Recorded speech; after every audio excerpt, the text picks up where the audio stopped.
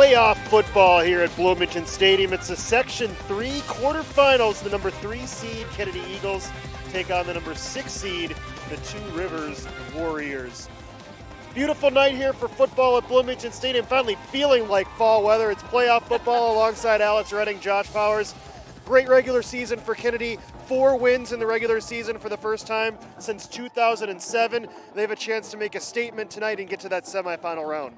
They most certainly do, and quite frankly, their statement all year, Josh, has been their defense. That zone defense has really gotten teams with their speed, their coverage ability, and just how much field they're able to cover back there with those defensive backs. I think catches a lot of teams off guard, but you also know what catches teams off guard too? Zachariah Zesh in that running game. Also Saeed Al-Hassani, their main running back. So Kennedy's got a lot of weapons that they can bring here to the table. It's a Two Rivers team winless on the season. We already saw one upset as Apple Valley upended Jefferson in our earlier game. So Kennedy hoping to get the Bloomington schools back on track tonight. Right now, let's quickly send it down to the third member of our crew on the sidelines, Paul Fournier. Paul? I'm nowhere. Good evening, football fans. Welcome to Bloomington Stadium for tonight's. I don't think we have Paul Fournier. We'll try to check in with Paul as we go on. As you can hear, Joe Mavison is in the background. Let's hand it over to our house announcer to introduce the starting lineups, and we'll get ready for kickoff here. Kennedy and Two Rivers from Bloomington Stadium. The United States of America with the playing of our national anthem. Doing the honors, the Kennedy High School pep band under the direction of Mr. John Engebretson. Please stand and direct your attention to the north end of the stadium.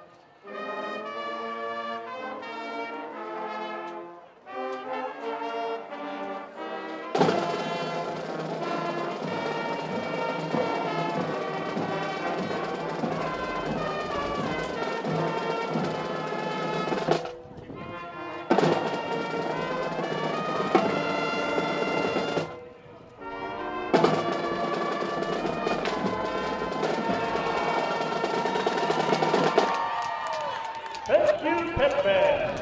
All right, it's now time to meet the opponents in tonight's game. We'll begin with the defensive unit of the Warriors from Two Rivers High School. We'll begin with number 2, defensive back senior, Cody Sommer.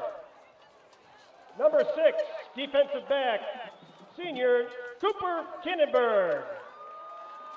At defensive back, senior number 7, Abraham Mogelson. At defensive back, senior number 8, Eric Lale. At defensive back, junior number 12, Owen Watson. At linebacker, junior number 11, Gabriel Goldenman. At linebacker, senior number 23, Ben Pritzberg. At linebacker, junior number 55, Khalil Leiden. At defensive line, it's number 52, senior Brett DeLander. On the defensive line, senior number 66, Oscar Halverson. And on the defensive line, junior number 77, Peter Rivera-Foley. The head coach of the Warriors is Tom Orth. Let's go! And now, the Kennedy Eagles wish to be introduced as a team. Here you have them, the East Side Pride Kennedy Eagles. The head coach is Kendrick Williams.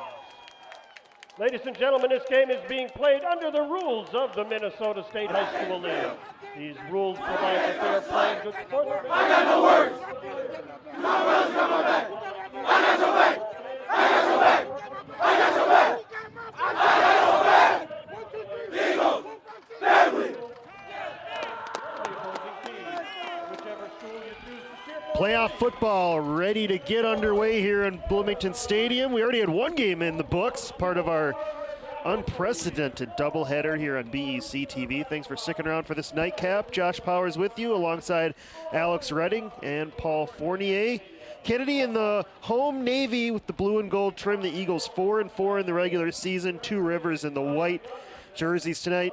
Formerly Henry Sibley High School changed their name over the summer. There's Two Rivers at 0-8. Kennedy 4-4. Alex, some keys to the game for this one. We saw it earlier in the Jefferson lost Apple Valley. They were -3 in the turnover game. No giveaways for Kennedy tonight will be key. Well, certainly, and it's important for Kennedy to focus on the individuals or a specific task at hand when it comes to securing the catch, the little things. That's going to limit the turnovers. And then also, when you're on offense, if you're throwing the ball, if you're Zachariah Zesh, you need to calm down and you just need to keep it manageable. Keep the passing game manageable. You got a good running game behind you. Don't overcomplicate it. But again, make those reads. Same with the defense. They have to recognize whether or not that Warrior offense is going to be running the ball or going to be passing. So they need to make adjustments accordingly. So we will see how these linebackers, defensive backs, and ultimately this defensive line is tested tonight for Kennedy. Same with the Warriors as we kick this one off. A.J. Boykin, a little pooch kick, up for grabs, and Elijah Smith has it for Kennedy, avoiding disaster. You saw our second key there, special team sound. We saw that impact the earlier game. Apple Valley had a couple of critical plays go their way via the special teams. Kennedy fortunate right there to get back on that ball. And then our third key for Kennedy, they haven't been in this position in a while. A favored team here in the playoffs. Need to make sure they're loose and have some fun and enjoy this one under the lights at Bloomington Stadium as the home team in this one. So Zach Zesh and the offense will start for Kennedy. Zesh on the season, 55.3% completion percentage, 700 yards passing, 7 touchdowns, 3 interceptions. Zesh also leads them with 7 rushing touchdowns. That is so impressive. He's had a terrific senior year as he hands it off on the first play. This is Saeed El-Hassani, who was back last week after missing some games with injury. El-Hassani with 51 carries now, 269 yards, 3 touchdowns. He's their second leading, or actually leads them in rushing now with that performance last week. He gains 2 on first down. Yes, Saeed El-Hassani has been such a stud back for Kennedy. Well, let's take another look at the last play. That's a really good jump by the defensive front for the Warriors, just, again, attacking that run game. Zesh to throw for the first time. Under pressure, has an open man behind the defense. Too tall for Luke Dozian, who we saw catch a touchdown last week.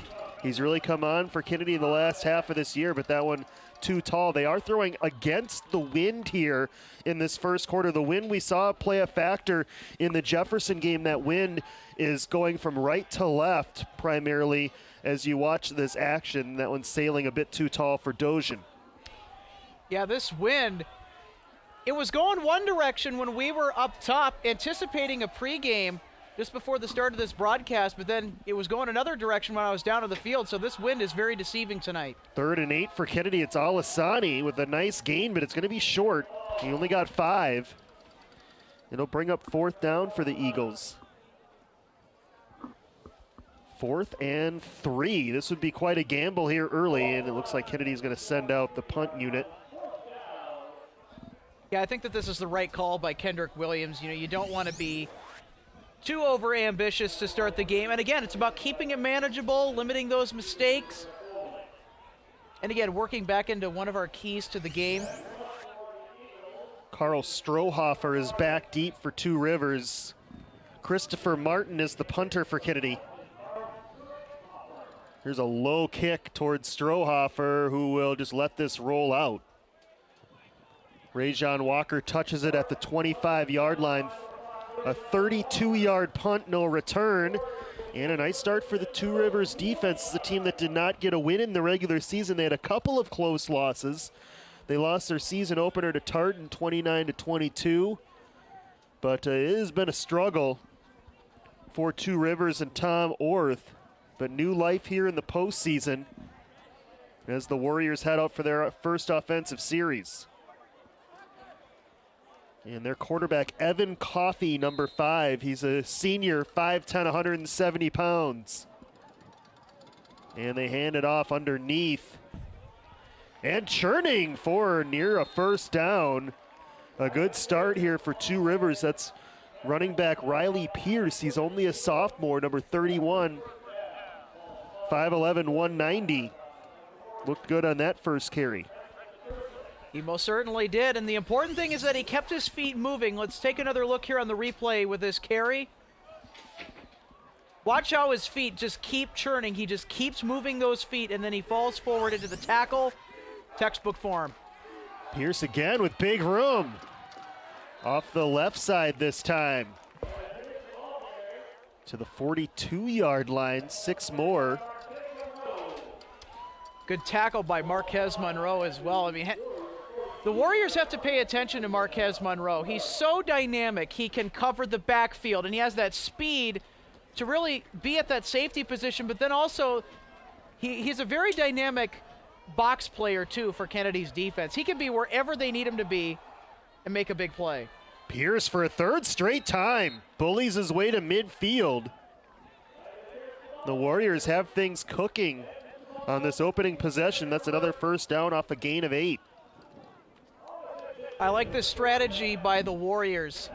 Sometimes the best antidote to a pass rush is to just run the ball, and especially when you run it up the middle, it can be to you very big and potent effect, as we see here on this run. And again, good form, keeps his legs moving, falls forward, and they do it again right up the middle, does Pierce the Warriors. on this triple option attack. They've got options there.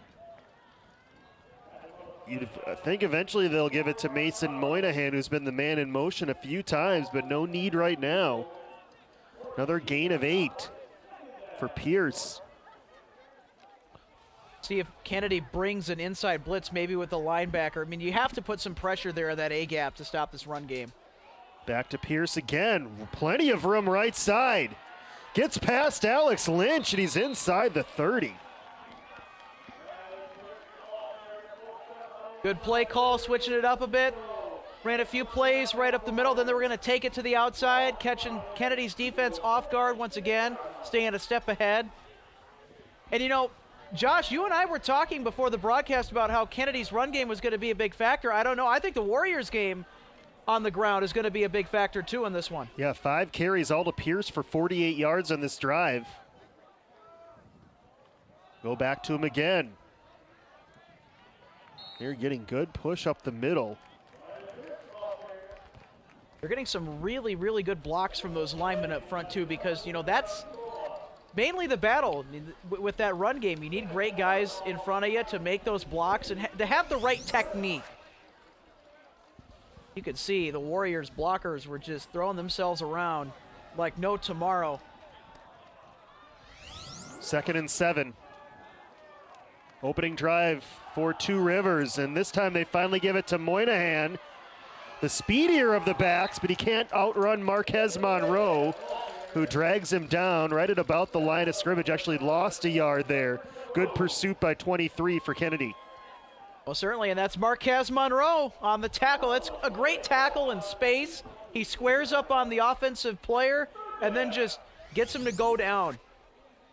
Mason Moynihan, only a junior, number 34. Great pursuit by Marquez. Using a little bit of the jersey, but whatever you have to, I guess, except for the face mask or the horse collar type tackle to bring the guy down, right? 3rd and 7, Moynihan in motion. They go back to Pierce, and he's brought down by Christopher Martin, well short of the first down, but it's 4-down territory here for Two Rivers. It'll be 4th and 5.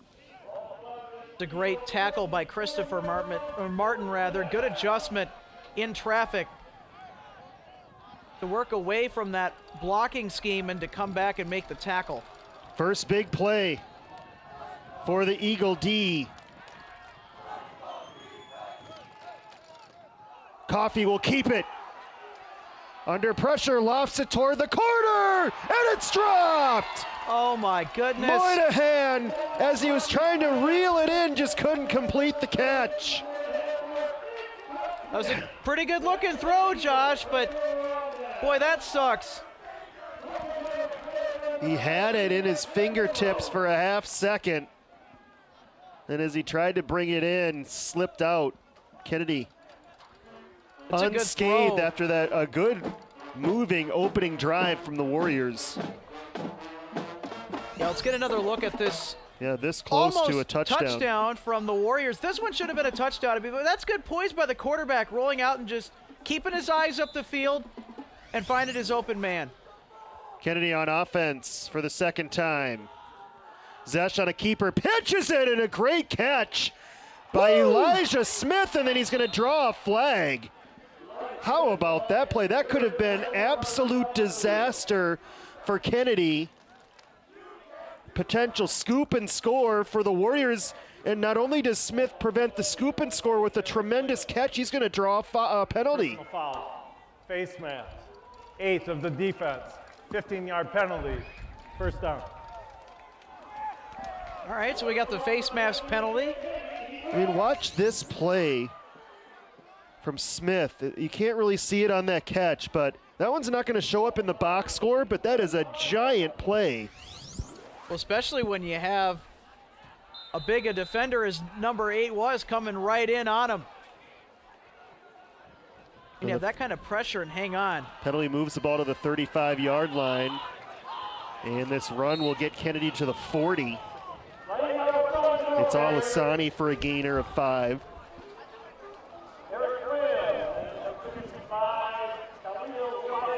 Eric Leo helping to bring down Saeed Al-Hassani on first down. Midway through the first quarter, each team has had it once. Two Rivers very nearly had a touchdown, but their fourth down pass was incomplete, and now Kennedy has it for the second time. Marquez Monroe first carry. Monroe breaking free. Cuts it back, and he's inside the 15. Wow. The electric Marquez Monroe goes for 49 yards. Well, it's absolutely no surprise why he is a D1 recruit. Marquez Monroe, the speed that he provides that offense, and just also Kennedy's ability to plug a number of guys in the backfield in the run game and just have it work. Wow, that's incredible. That was that first down run from Al-Hassani. Kennedy just outside the 10-yard line. Al-Hassani bounces it, turns on the Jets, and he'll walk in for the Kennedy touchdown.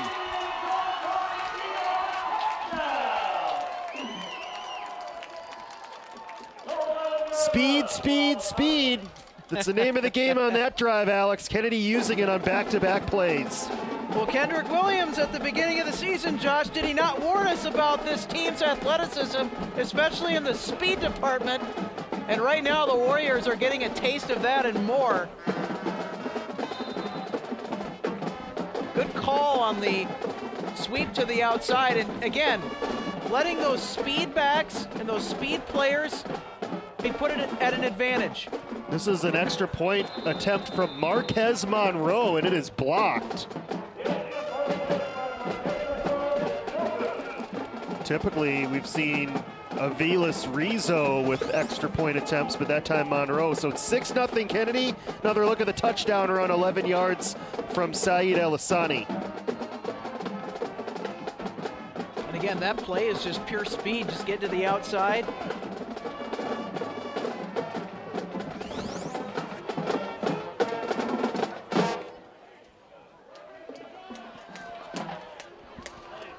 Good look at the student section there for Kennedy on this chilly Tuesday night. Band here as well. Kennedy home playoff game, trying to take advantage of what they earned with a 4-win regular season. They'd love to play Hastings on Saturday. A rematch of last year's playoff quarterfinal in which Hastings defeated Kennedy. Jay Robinson hoping his defense gets off the field again on this drive. He'd like to do it maybe a little bit earlier in the possession. But a good start for Kennedy out front, although we saw Jefferson get out to an early lead and then watch Apple Valley score 27 unanswered.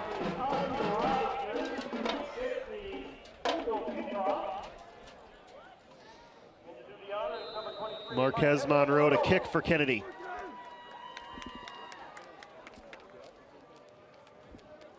Back deep, Ozzie Robinson for Two Rivers. Robinson will get a crack at it, fumbled it, now picks it up at the 15-yard line. And taken down by Marquez Monroe at the 20. He kicked it and he made the tackle all the way down the field. Normally when kickers make a tackle, it's to save a touchdown, not Marquez Monroe. Yep, that's just how he plays. He's everywhere and he's dishing no matter what. So Two Rivers offense for the second time. It was an impressive opening drive until they got near the 20, and then Kennedy's run defense tightened a bit. It was a good tackle in the A-gap by Christopher Martin that just kind of really halted momentum for the Warriors' run game up the middle. Robinson in motion, gets the handoff. Ozzie Robinson picks up 7. Open field tackle. I believe Lee Anthony Wright Ponder may have saved a much bigger play there. First carry for Robinson, so that three-headed attack for Two Rivers of Robinson, Moynihan, and Pierce have each gotten at least one carry.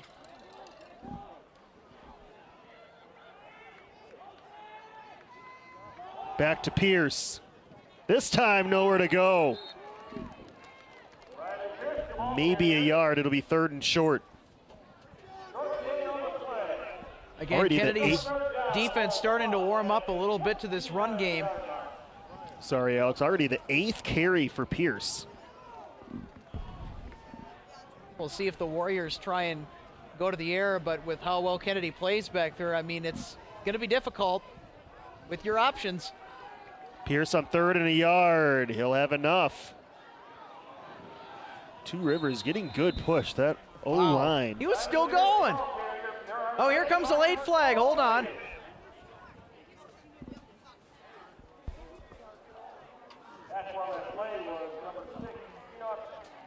Kennedy applauding. They think this is on the Warriors.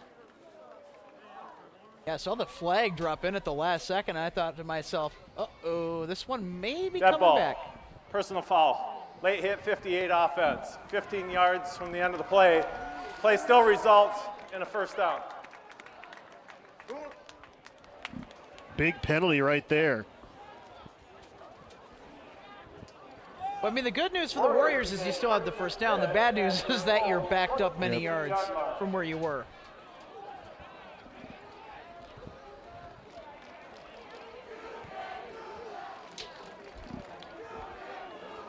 So Coffey checking the bench. It's a 1st and 10 from the 22, and that may have been a bad snap. Two Rivers recovered it. Coffey recovered his own fumble on the exchange very quickly. Michael Winston was in the vicinity.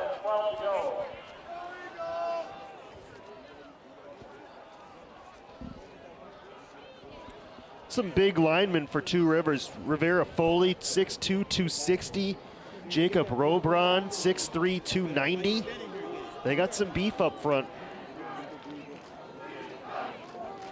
Moynihan reverses field, and now it's Coffey as a lead blocker. Inside the 30, it was actually Robinson, Ozzie Robinson on the carry for a 52-yard gain. That was a great play call. The triple option can be tricky.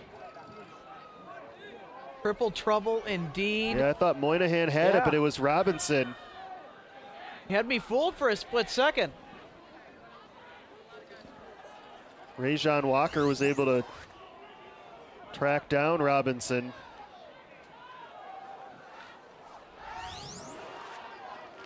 Yeah, even our cam op had trouble tracking down that play. Two Rivers threatening again. Robinson in motion, they fake it to him. Coffee on the run, running out of time, and throws it away. He was under pressure by Corey Bartholomew. You can see why Two Rivers just wants to run the football, because every single time that the opposing team that has played Kennedy has dropped back for a pass, they have to expect some sort of a rush or some sort of presence back there that just gets in there so fast.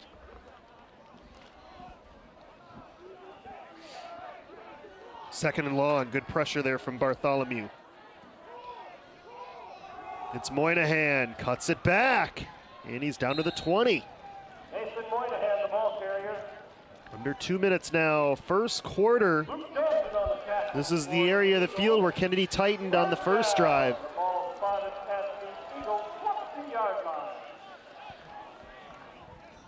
The third and a short 3.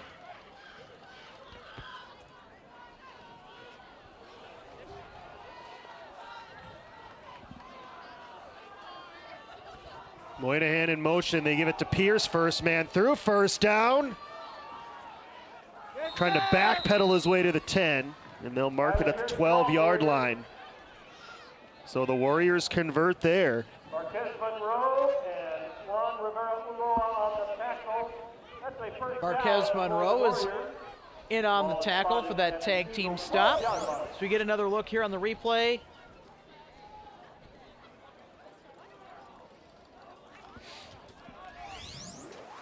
Triple option attack, so difficult to prepare for. It takes a lot of discipline. Here's Moynihan trying to bounce it wide. Great cutback to avoid a disastrous play. But he falls down right at the original line of scrimmage. Kind of ran into his own guy. The ball spotted at the 13-yard line. It's second down. Looked like Christopher Martin was able to set the edge and turn back Moynihan there. Final minute of the first quarter. It's been a fast-moving quarter.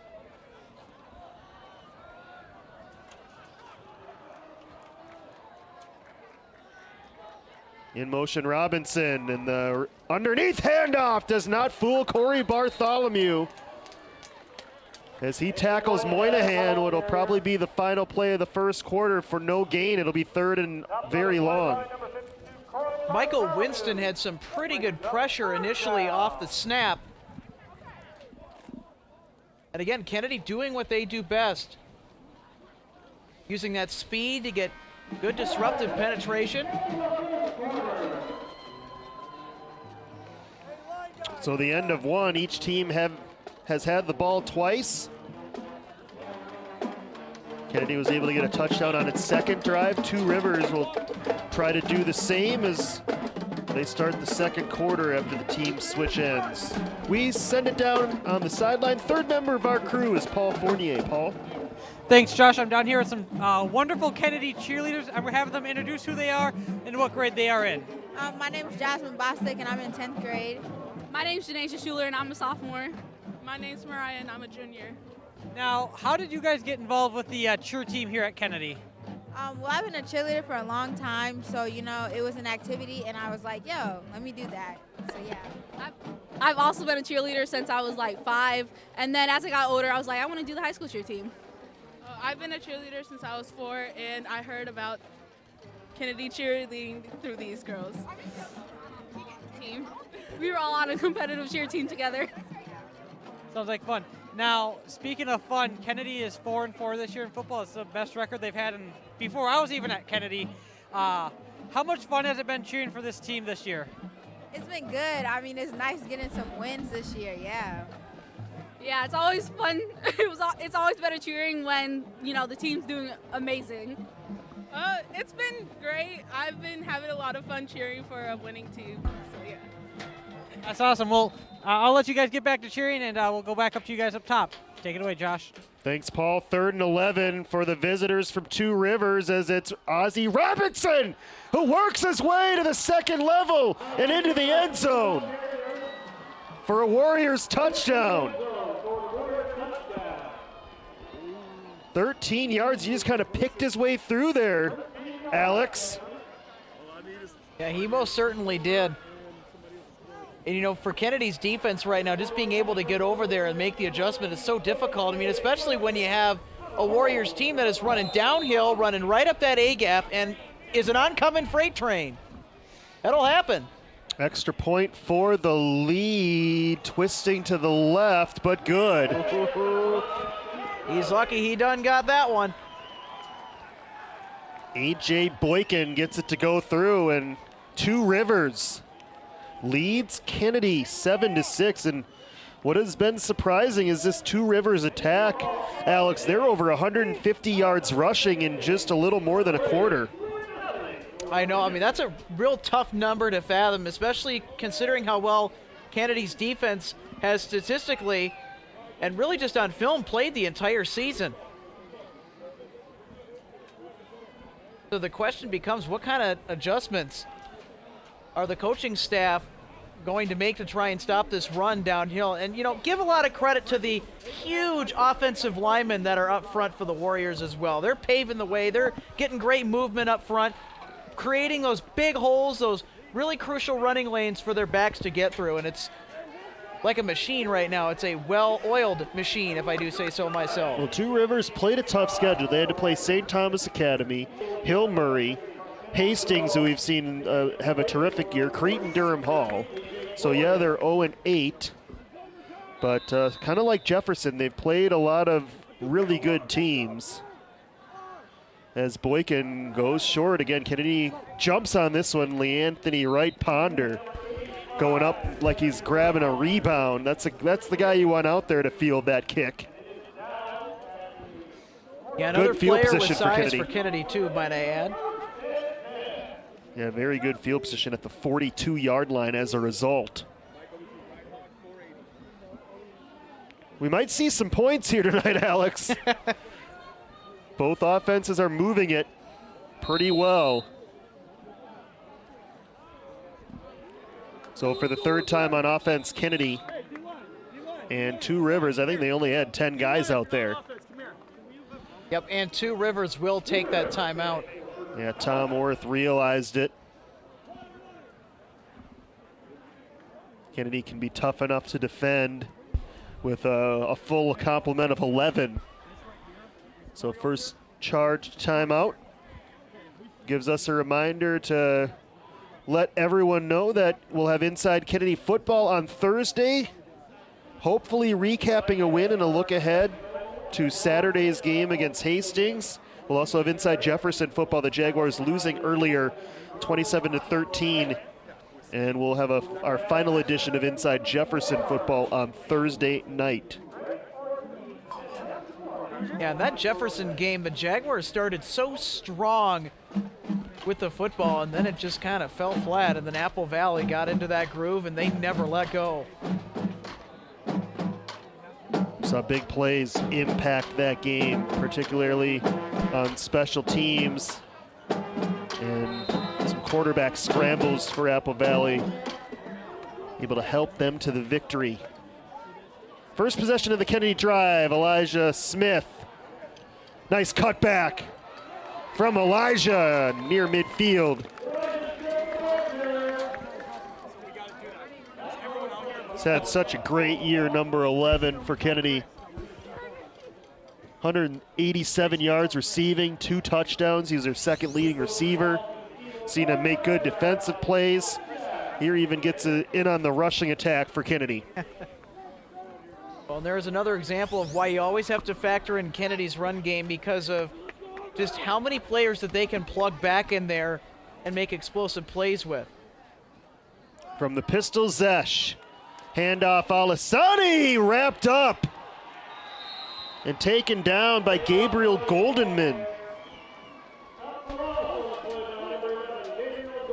Loss of a couple. Now third and medium. Oh, go ahead, Josh. Goldenman coming in on the run blitz. I was going to say, I think we may see Kennedy throw the football here. I'm pretty certain They also may run it too. We'll see what Coach Kendrick Williams decides. 3rd and 5. Zesh to throw. Quick out over the head of Christopher Martin and incomplete. So both passes from Zesh have sailed high here early. And Kennedy probably will punt here. Wonder if the wind may have played a factor in it, because Kennedy is going upwind right now. Take another look at the incomplete pass. Yeah, just a little out of reach of Christopher Martin, the intended target. There's Christopher Martin, number 84. He's also the punter for Kennedy. Strohoffer back deep for the Warriors.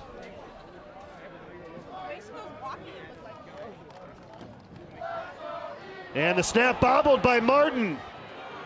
Now he wants to try to take off. He'll throw it backwards. Recovered by the Eagles. We saw it earlier, special teams hurting the Jaguars.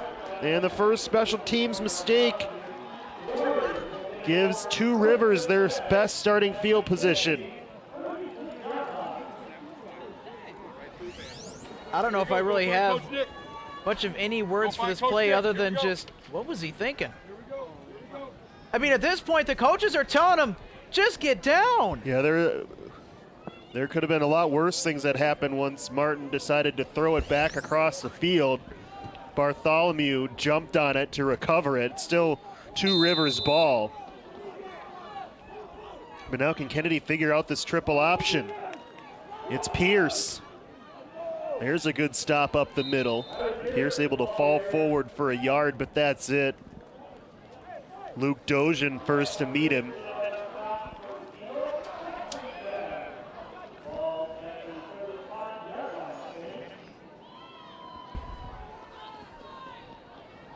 Ten carries, 63 yards for Pierce already. Robinson, by the way, nearing 100. He's got 72 yards rushing on just 3 carries. Here's the third guy, Moynihan. Continuing to churn forward. As he gets just inside the 30, it'll bring up 3rd and short. And another good run by Two Rivers. And really, I like the way that their offensive line is playing. They're always moving. They're always shifting blockers around, really confusing this Kennedy defense, breaking up the rush, and using that size to their advantage most importantly. This is a lethal combination right now for the Warriors. 3rd and 2 for Coffee and company. Kennedy jumping. I don't think he's getting away with that one. Dead ball, encroachment, defense 55. 5-yard penalty results in the first down. First penalty charged to Kennedy. Michael Winston, the guilty party. Yeah, gives the Warriors a first down. Pretty hard to miss where Michael Winston's at. He's got all that pink on. Back to Pierce. Nothing fancy. They just continue to push bodies in these piles, Two Rivers. They're getting a yard or two on the end of pretty much every running play. Pierce ends up with nearly a 7-yard gain there.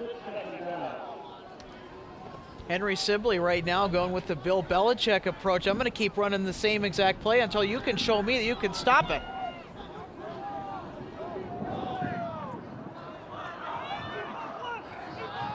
See what Two Rivers does now. Here's Pierce, right side. Inside the 10, near the 5-yard line. 1st and goal for Two Rivers.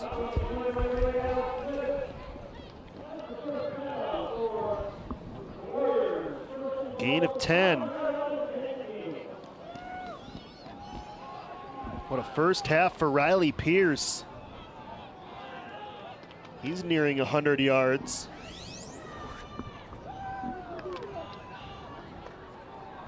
And again, watch this offensive line. They're just moving so far upfield. I mean, they are involved in almost every single aspect of each play. It's fun to watch.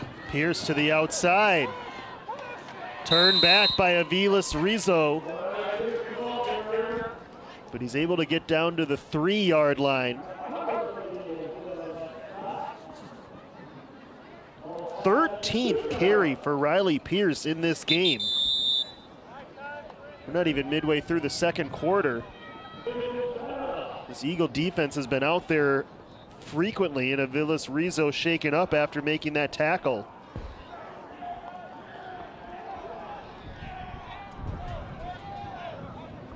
Rajon Walker, number 5, now onto the field for the Kennedy Eagles.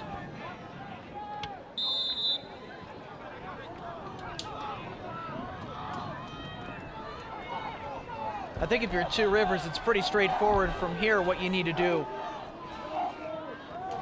It's Pierce for the 14th time, ran right into Corey Bartholomew. Lost a yard, now it's 3rd and goal.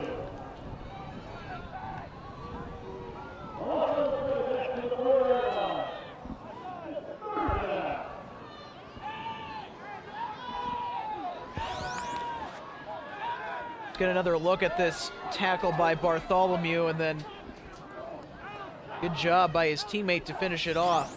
3rd and goal, they give it to Ozzie Robinson, and he won't get there. Got from the 5 to the 4, but that's it, and now we'll see what Two Rivers does here on 4th and goal. Good job of Kennedy's defense staying disciplined there on that stop, not going all the way out to the edge, and then just waiting for that cutback, and then pouncing on that opportunity to bring the running back down for the stop, in which they did. Now it is 4th and goal. Big play, some confusion for Two Rivers, and they're going to get hit with a too many men penalty. And we'll see if this changes what they do on 4th down. Illegal substitution, offense. 5-yard penalty, 4th down. So now 4th and goal from the 9. Certainly less successful than from the 4-yard line, and they're going to kick it here, I believe. A.J. Boykin trots out, not much further than extra points, so certainly within range here. But with how the wind has been whipping around in this venue tonight, even during the Jefferson Apple Valley game, I mean, no kick is safe at this point. 25-yard field goal, up and good. So they tack on 3, but Kennedy does enough defensively after that botched punt to avoid giving up 7.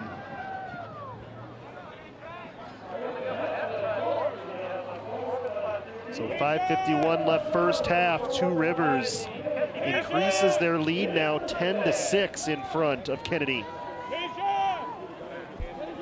You have to like the red zone defensive adjustments if you're Kendrick Williams for the Kennedy Eagles. And let's go ahead and take a look at the field goal just made by the Warriors. But for Kennedy's defense to limit the Warriors to just that one field goal, with how well that Two Rivers has been running to football, I mean, Kennedy's starting to turn the tables here a little bit. They get a couple of big stops. Corey Bartholomew is involved on the last one that forced the field goal.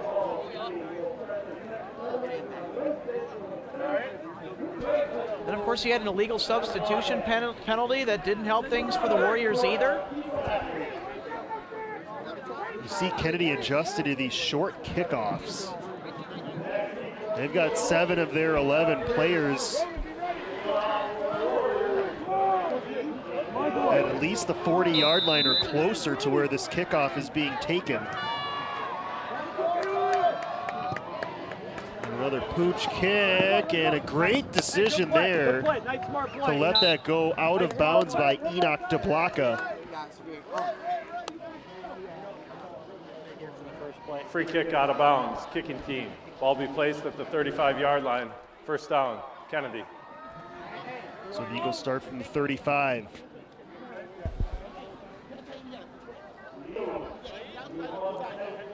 Has not been a pass completed yet in this game, Alex. midway through the second quarter.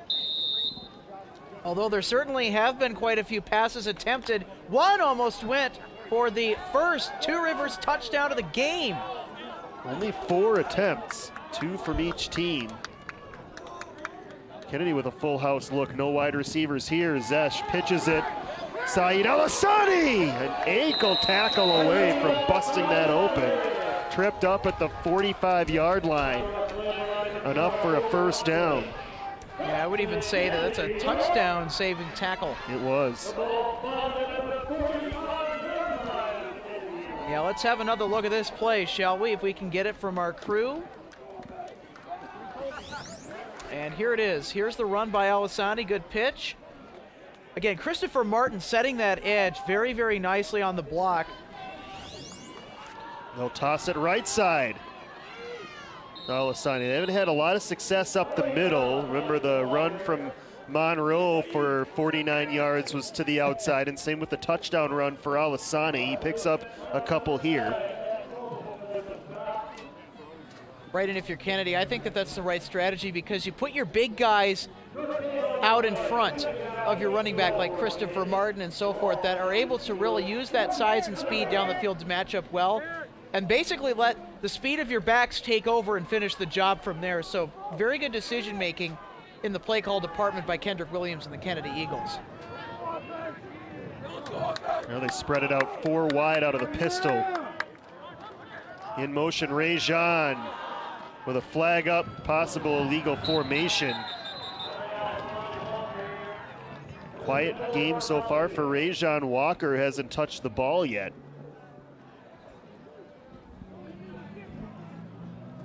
Two Rivers could decline this, I believe.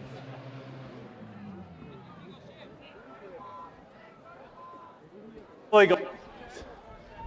Offense. That penalty's declined. Third down. Yeah, I was going to say that run went nowhere, and instead of 2nd and 13, they forced Kennedy into a 3rd and 8. Yeah, Two Rivers was not fooled on that play whatsoever, but you have the double misdirection. Again, that takes time. You got to get it out of there really quick. Then also it becomes trying to sell it effectively too. That's the other battle. 3rd and long for Kennedy. Zesh wants to throw over the middle. Rajon caught. First down to the 35-yard line. A 19-yard pickup. That throw by Zesh was right where it needed to be. That's a great play call. And, you know, Zesh and Walker have such good trust. And especially for where Zesh threw that ball right over the middle, as we get a look here on the replay. I mean, that's a really great throw by Zachariah Zesh, stepping into it at good form, got his feet set. And then Rajon Walker, again, just with his speed, is able to help out his quarterback and get open and make the catch. Catching the Warriors defense off guard. Good play by Kennedy. Yeah, big conversion there on 3rd and long, and they go back to Zesh. Another slant caught by Christopher Martin.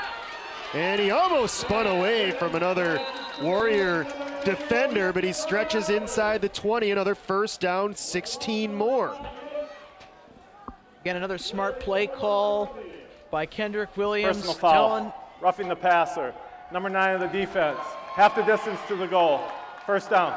Well, interrupting ref alert, roughing the passer added on to the end of that too, so some bonus yards for Kennedy after that Christopher Martin catch. And, you know, as I was saying before the roughing the passer call was made on the field, I was going to say Christopher Martin, that's another good choice as to who to throw to if you're Zachariah Zesh, because, again, you know, he sets the edge well, and he's able to really run good routes and find himself open. I mean, it's not too difficult, especially when you're a guy of that size.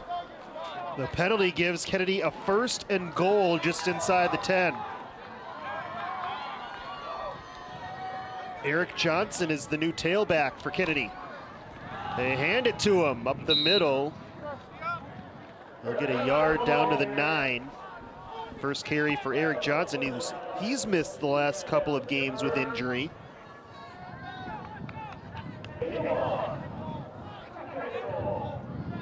Did not play on senior night last Wednesday. Another short week, a 6-day prep for this game on Tuesday. Kennedy trying to take the lead late in the second quarter.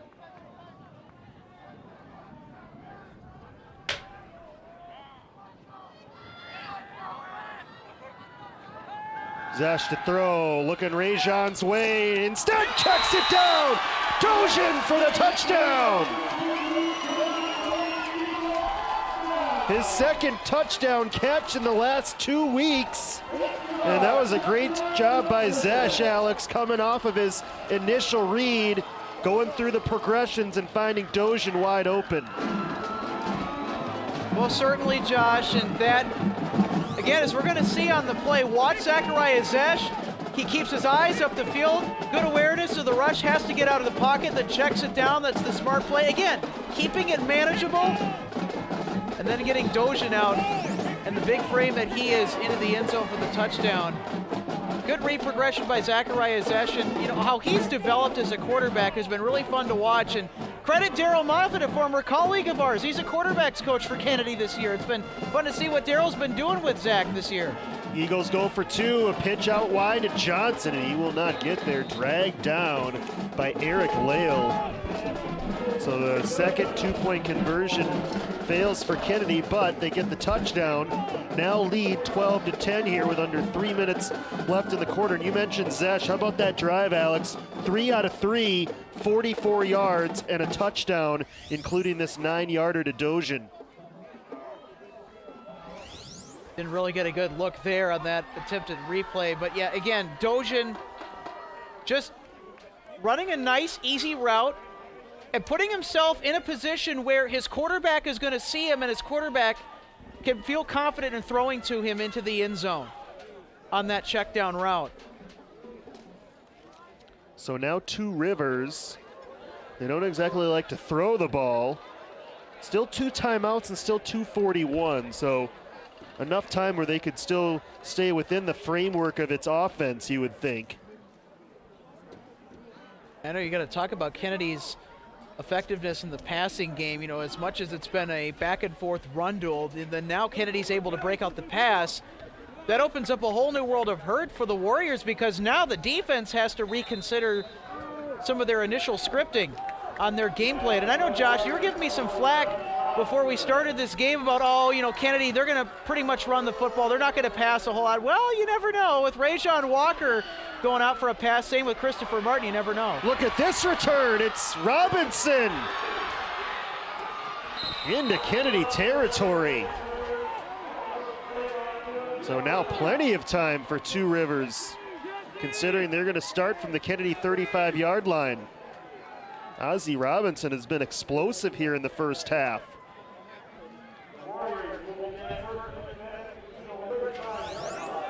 Let's get another look at the return. But watch number 6 for Kennedy. DeBlanca stays with it, and then he comes all the way from behind to bring down the returner. I mean, you want to talk about not giving up on a play. Follow DeBlanca's example. That was a great, great effort play to stop the return from doing any more damage for Kennedy. Credit DeBlanca with a great comeback tackle. Here's the double handoff to Robinson. That's the play that burned Kennedy a couple series ago. That time the Eagles allowed just a 3-yard gain.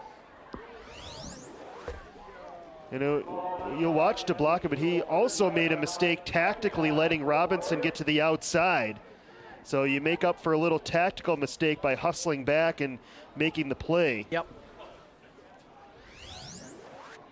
Yeah, but I guess as long as you make up for it, it doesn't do too much damage, the coaches won't care as much. Robinson again, second down, loses a couple. Boy, I got to tell you, Josh, this game is getting so interesting because now the Warriors are faced with a potential, and I'm pretty sure they're going to have to make a decision to pass here. Well, 4-down territory, you would think here, especially with the time dwindling. So I don't know if you need all 8 here on 3rd down. Coffey's attempted just 2 passes here in the first half. It'll be Moynihan, left side, stays on his feet and has the first down. Great balance from Moynihan. Looked like he was going to go down for about a 2-yard gain. Instead, it's a gain of 11.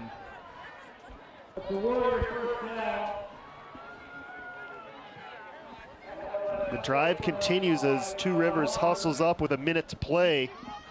Still 2 timeouts. And they run it again with Moynihan. Turns it upfield. Moynihan tripped up inside the 5. Wow. Down to the 2-yard line. The clock will start on the ready to play. 20-yard gain by Moynihan. Kennedy. And Kennedy takes a timeout. I think that this is a very, very, very wise call by Kendrick Williams to take this timeout, because Moynihan and that offensive line have responded nicely to Kennedy's initial defensive stops and have really started to do a number on him. Well, and I don't think that the timeout is because Kennedy wants to preserve clock to get it back on offense. I think this is, hey, we've got to collect ourselves here and hopefully come up with a goal line stand. Right, and that's why I like Kendrick Williams taking this timeout. And also to get the right personnel on the field, too, for what he wants to call, because Two Rivers, they're playing a fast game right now. And as a coach, you're always concerned, okay, do I have the right personnel out on the field? And especially with how well the Two Rivers has been running the football, you have to have the right people back there in order to make the stop to give your offense a chance. 28 rushing attempts in the first half for Two Rivers, just 2 passes. They're well over 200 yards on the ground, but it's trailing right now. Remember, Two Rivers will get the ball to start the second half as well. It's Pierce, he's in the end zone. Two Rivers touchdown with 45.1 seconds remaining in the half. You know, I talked about early on, Josh, how Kennedy is able to use their speed and be able to plug so many different people in the backfield and get great rushing results. But how about the Warriors, though? They're able to mimic that and do that with such precision as well on the other end of the field. A.J. Boykin point after is blocked and no good. So just a 4-point game.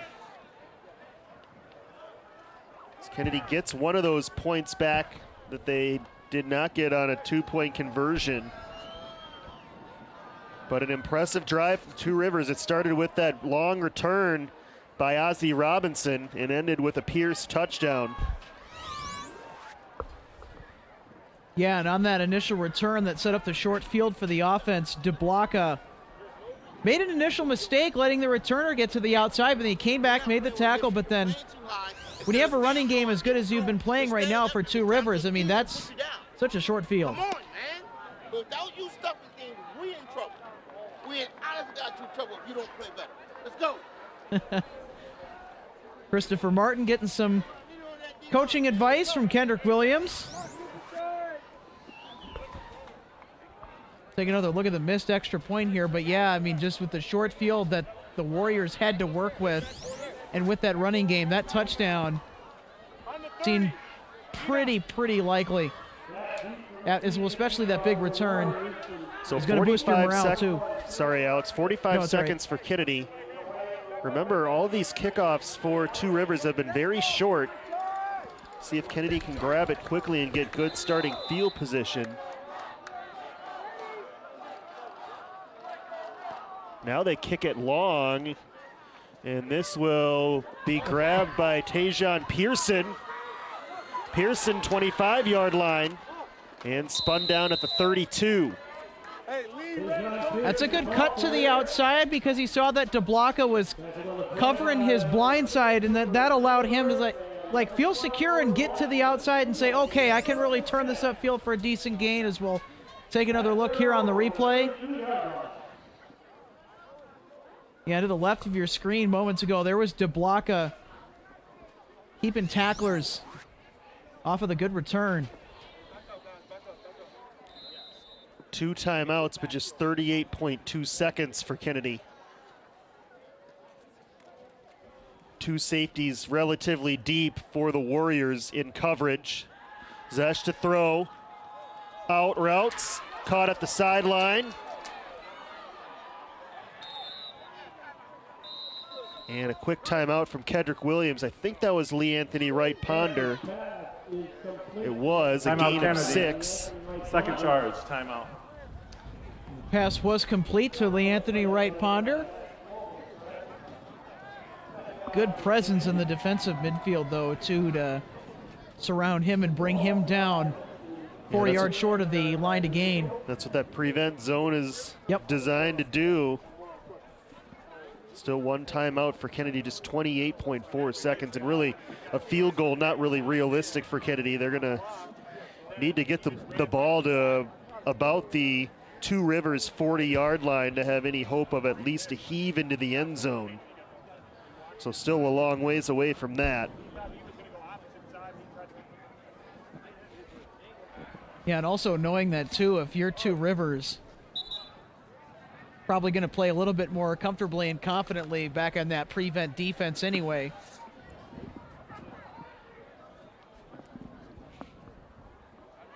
But, you know, still Kennedy has demonstrated the ability to throw the ball very well, as we saw on the last drive from Zachariah Zesh.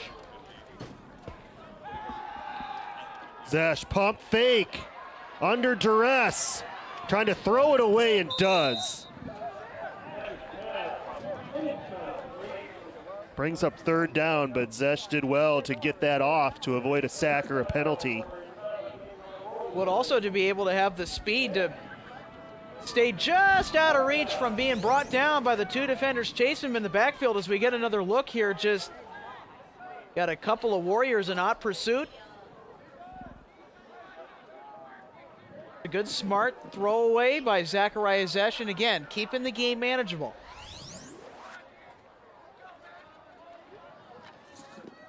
You wonder if Kennedy just waves the white flag on this possession and just kneels it here. Well, they're not going to kneel it from the pistol formation. In motion, Elijah Smith. Zesh, deep shot, Rajon over his head.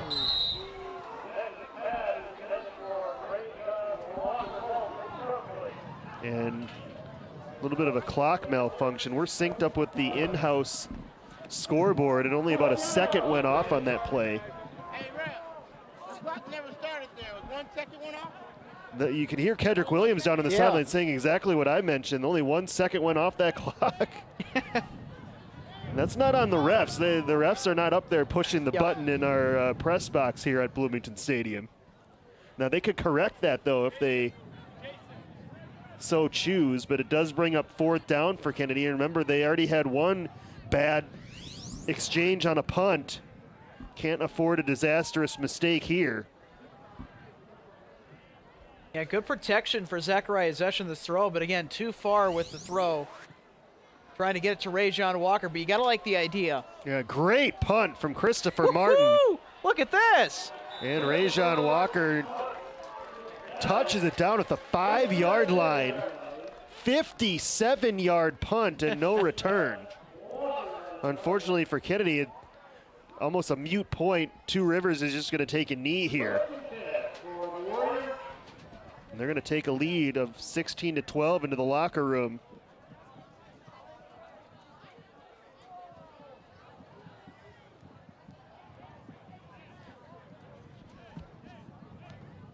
Two Rivers looking for its first win of the year here.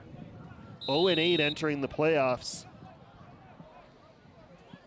They're going to lead with 24 minutes to go. This Coffee, we think, will take a knee here. They'll run a play. It's Moynihan. Adds a few more rushing yards to that first half stat sheet for Two Rivers.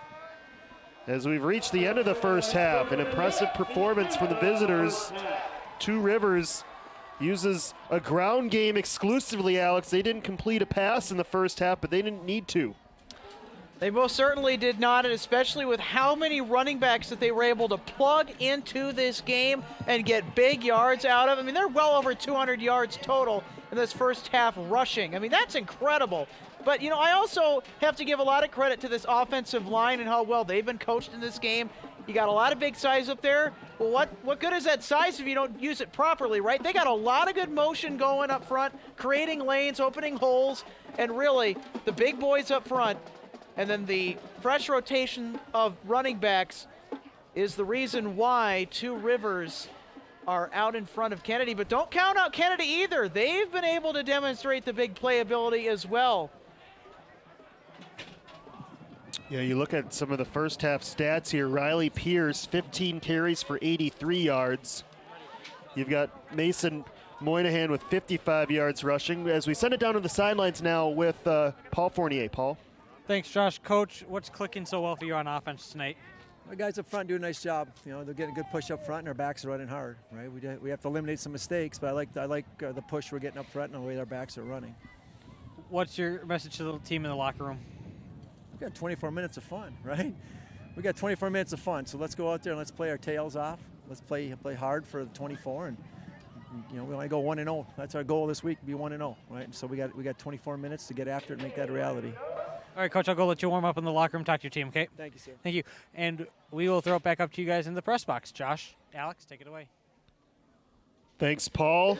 Tom Orth, and certainly would be pleased with 212 yards rushing for Two Rivers in the first half. Kennedy will need to adjust. They, even though they're only down 4, they cannot afford to give up that many yards rushing in the second half of this game. Let's set it down now. You just see the cheer team heading out. We've got some halftime festivities here at Bloomington Stadium as we hand it off to our house announcer, Joe Mavison.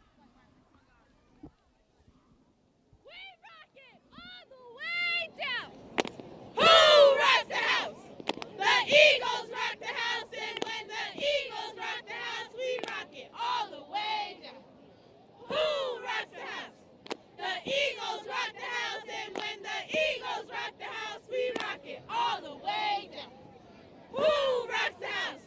The Eagles rock the house, and when the Eagles rock the house, we rock it all the way down.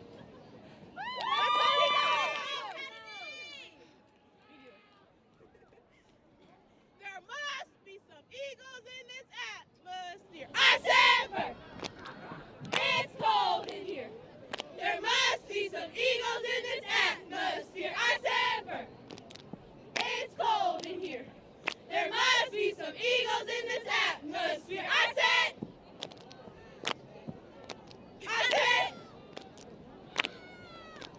Bert, let's go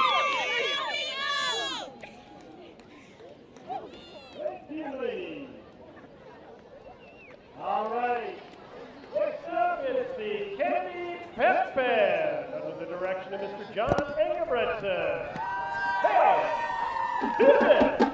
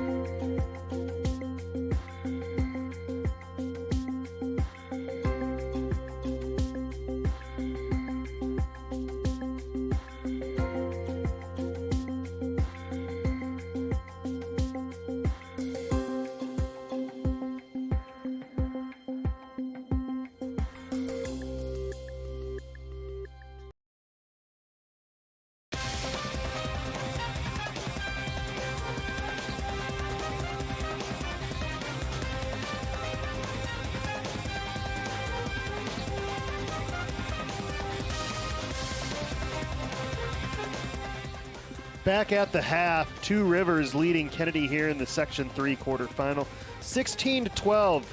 So we get ready for the third quarter alongside Paul Fournier and Alex Redding. Josh Powers with you. Let's take a look at the first half highlights here from Bloomington Stadium in this second of two quarterfinals here today. Alex, it was early Kennedy with success. Saeed Al-Hassani from 11 yards out. Well, certainly, but then, Two Rivers, they battled back. And really, it was kind of an interesting back and forth. And towards the end of the first half, Kennedy, they got the passing game going, too. There is a pass to Rajon Walker. And then here is the check down, touchdown to Dojan in the end zone. That would put Kennedy back on top.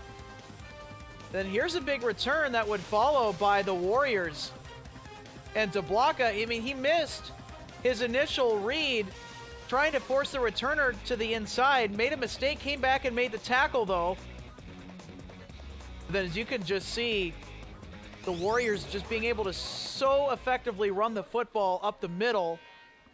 And that's kind of how they've been doing it. That ground game has really worked for them. And really, except for the couple passes that were attempted in the first half, every single play for Two Rivers has been just draw, pitch, you name it. Anything that is on the ground and can be called on the ground has been called. Paul Fournier, down to you on the sidelines. Thanks, Josh. I talked to Coach Williams just as he was coming out of the locker room. He said that the team's got to play harder here in the second half to come away with that victory. And I just want to give a quick shout-out to this officiating crew tonight. On a few times where there's been weird, questionable penalties, they've gone over and explained everything either to the player who was involved or the coaches just to help clear up things. I haven't seen a lot of that, especially this late in the season, so give a hats off to the officiating crew tonight. Up to you. Thanks a lot, Paul. It's been a pretty clean game. No turnovers, just 4 penalties. A couple of key stats, Two Rivers, 212 yards rushing. Kennedy a little bit more balanced with 50 yards through the air, 90 on the ground, but certainly they need to limit that Two Rivers rushing attack here in the second half. As you see the Eagles ready to kick off, Marquez Monroe gets this second half started from Bloomington Stadium. And it's grabbed by Strohoffer. And the Two Rivers return man, the senior, takes it out across the 30-yard line. Good initial contact there, stopping the return by Elijah Smith. As we'll get another look here on the replay. There's Elijah Smith. Got the business end of that return, but he slowed down the returner enough, got a piece of him for the rest of his comrades to finish him off. It's been that three-headed running attack. Ozzie Robinson, 6 carries, 74 yards. Mason Moynihan, 8 carries, 53 yards. And then the big half for Riley Pierce with 15 carries and 83 yards, 212 yards rushing in all for Two Rivers in the first half. And they go to Moynihan on the first play of the second half. And Mason Moynihan has another Warriors first down to the 45-yard line. Colin Tentis, number 64, just so far up the field and in great position to block for the Warriors. Just as a good example of how well this offensive line has been moving. And just look at the movement up front that the Warriors get with this offensive line. That's how well that they've been able to stymie this Kennedy rush and really just take it to Kennedy in the run game as effectively as they've been doing it. We've seen Kennedy's defensive line be very dominant this year. But those, particularly the dominance and the pressure, has come from the edge. And right now, Two Rivers using a ground game up the middle for success, although that one is stuffed for no gain. Just 2 passes attempted by Evan Coffey, and he's only kept the ball once as well. Here's a jet action, and Robinson goes nowhere on second down, so a rare 3rd and long right now for the Warriors. We'll see if they try and run it up the middle again, as they've been doing for pretty much the entire game. Great pursuit there from Marquez Monroe. Monroe is just everywhere you need him to be.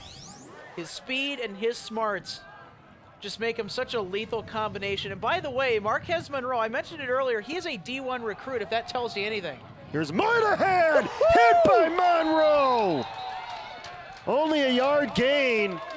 That looked like a much more promising play, but Monroe closed in a flash. That's a D1 tackle, too, to finish off his guy in space. Let's get another look at this. Let me tell you, Marquez Monroe, he is a heat-seeking cruise missile when he gets off the snap. First punt of the night for Two Rivers. It's Strohhofer to kick.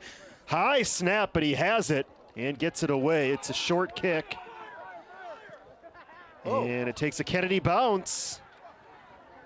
Touched at the 31-yard line, just a 22-yard punt. So Kennedy with the ball. Good first initial stop by the defense. That's what Kennedy needs more of here in the second half. We'll see how prominent the passing game is on this drive for Kennedy. They got that working later in the first half. And with that touchdown to Luke Dozian, and then a couple of pass plays earlier in the drive, set up to Christopher Martin, and then Rajon Walker with the initial first big pass play of the game for Kennedy. It really just started to make things a little bit more tricky for Two Rivers. So we'll see what Kennedy does here on 1st and 10. Saeed Al-Hassani pushed back, and he was down or forward progress or both, so no fumble there. Zesh was 4 out of 7 in the first half, 50 yards, 1 touchdown, no picks. Saeed Al-Hassani now 9 carries, 32 yards, so they haven't gotten the ground game going. As you see clearly, Al-Hassani forward progress had been stopped, if not down, on that rush.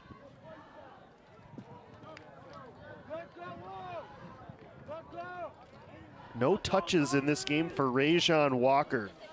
Kennedy would love to get him involved at some point. They go no wide receivers, toss to Saeed, and cuts up field, and he was a half yard away from busting that open.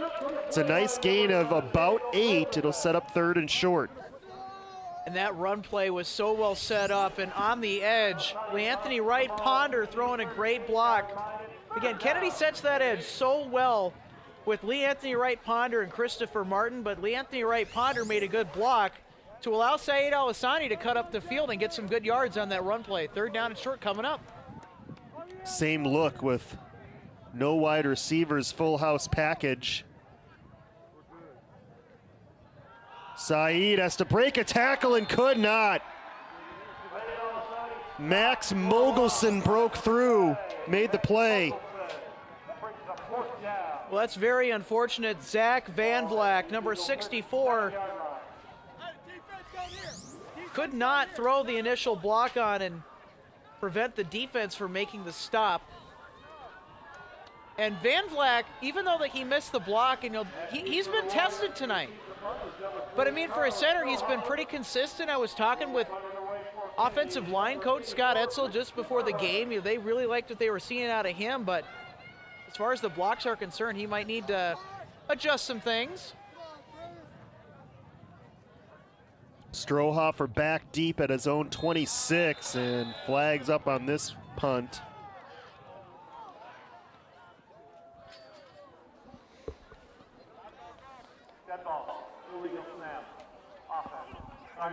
The 4th down. Just a second penalty on Kennedy. And it'll back them up 5 yards. The wind has died a bit, but Kennedy is going into the wind in this 3rd quarter. Well, I suppose it's not that bad in this punting situation with Christopher Martin back there. I mean, he made a big punt earlier in the first half, too. They got downed inside the 10, although there was just seconds left in the half. Martin just got that away. It may have been tipped. This is a good Kennedy bounce. Dead at the 41-yard line. 26-yard punt somehow. Wow. I don't know how number 11, Gabriel Goldenman, missed it. Might have gone right through his 2 hands there, or between them. Give credit to Christopher Martin, though. He showed really good poise, just one-stepping that thing and getting it out. But then to be able to finish it with a nice Kennedy bounce on the end, you know, I got to tell you, Christopher Martin, when he punts the ball, he's got good bounces on the end of them. Second possession of the second half for Two Rivers, and they go to Pierce. And not much on first down. It's the 16th carry for Riley Pierce and 84 yards. The key stop for Kennedy because that defensive stop came up the middle, and that's where Kennedy has been dominated so far throughout this game when it comes to running the football if you're the Warriors.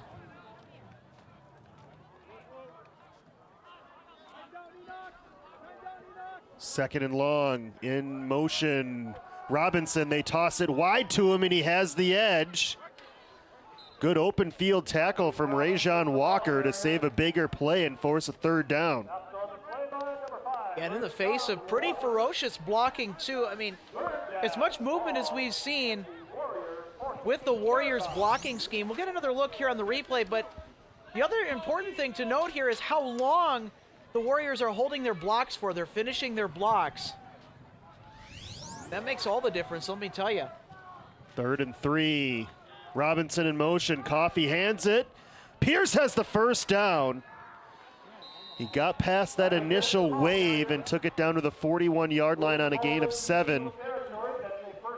Well, there's also an injured Warrior, or at least looking like he was injured, was Pierce. See, he's up quickly.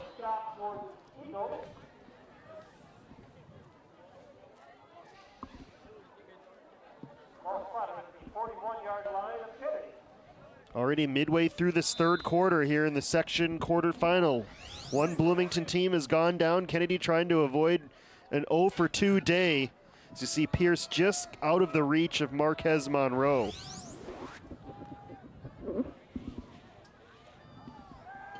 Coffey to throw, and he has to just throw it away.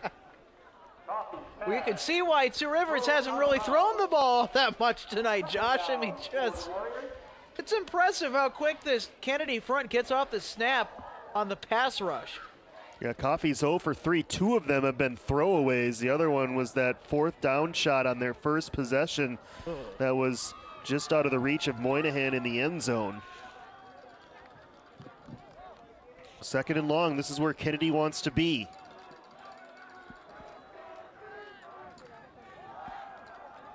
It's Moynihan. Maybe a couple to the 39-yard line. Dojan in on the play for Kennedy. Yeah, nice tackle by Luke Dojan. Again, it's important for Kennedy to get those big players up front as they need to be. That's a 12th carry for Moynihan. Pierce has 17 carries. Robinson has 8. Kennedy has been out there a long time in this game defensively. Coffey to throw as he rolls out. Wants Moynihan, not open. Checks his second option, and it's caught right at the marker. Strohoffer with the catch. There is a flag down. This might be roughing the passer on Kennedy.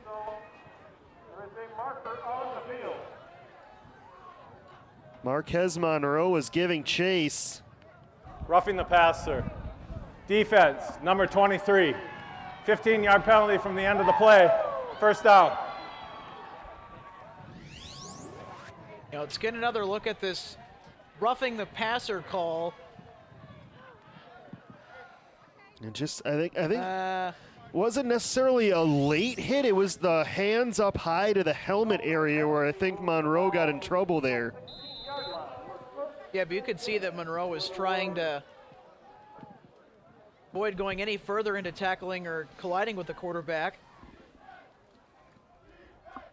First completion of the night for Two Rivers, plus the penalty, and the ball at the 15-yard line. Timeout for injury. It's Timeout Pierce. for an injured player. He gets up quickly after this 2-yard gain. You can see on the replay just how quick Marquez Monroe is able to slide over and make the tackle. I mean, that just happened all in a flash. He's really trying to carry this team on his back, is Marquez right now. You can see the effort level. It led to that personal foul, but 23 is getting after it. He does not want his team to go down here in the quarterfinal round. Now it's just a matter of having that energy rub off and having it stick with everyone else. Double handoff, and Kennedy not fooled. They lose the ball momentarily. Robinson got on it just before Marquez Monroe did. It's a loss of 3, and now 3rd and 11. Yeah, as you said, Josh, carry would be an accurate word to describe what Marquez Monroe is trying to do with his team here. Just tries to dive in and get the football, but then again, it's a good job of the Kennedy defensive front, just going right at it. Not trying to finesse too much up front. But again, using that speed to get a good jump off the snap and cause the disruption and jar that ball loose. 3rd and 11. To throw, Coffee winds up, corner shot, intercepted! David Aviles Rizzo right at the goal line. First turnover of the game, created by the Kennedy defense. There have been many games this year, Josh, where Kennedy and its defense and its ability to create turnovers has won them the game. And I would not be surprised if Kennedy goes down the field and goes down the field very far after this, especially with that kind of momentum and the kind of morale that gives your team with that kind of a turnover. But yeah, anyway, Kennedy, when they've been able to generate turnovers just like that interception we saw, they've been very potent. Ball comes out to the 20 as Aviles Rizzo fell back into the end zone for the touchback. A huge play there. Can Kennedy take advantage? It's Alisani trying to run wide, and he cannot get the corner.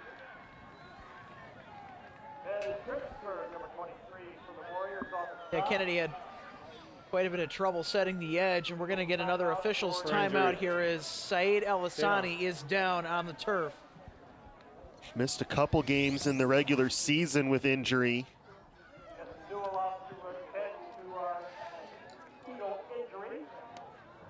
Just kind of slammed to the ground there, taken right up off of his feet, right? That left shoulder planted into the ground. Yeah, I would agree. Didn't look at it. Didn't seem to be anything leg related there.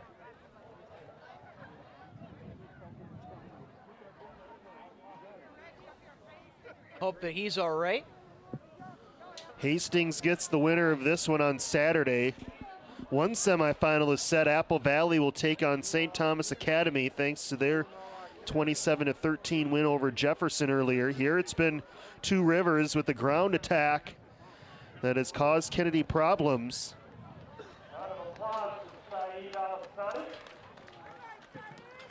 212 yards in the first half for Two Rivers. There's Alisani. And going back to that impressive 212-yard first half, you know, it's no wonder with the last Kennedy interception why Two Rivers was so intent on running the football. I mean, regardless of the fact that they have a very great offensive line, they've got size, they've got motion, they've got good lateral movement, they got great backs they can plug in.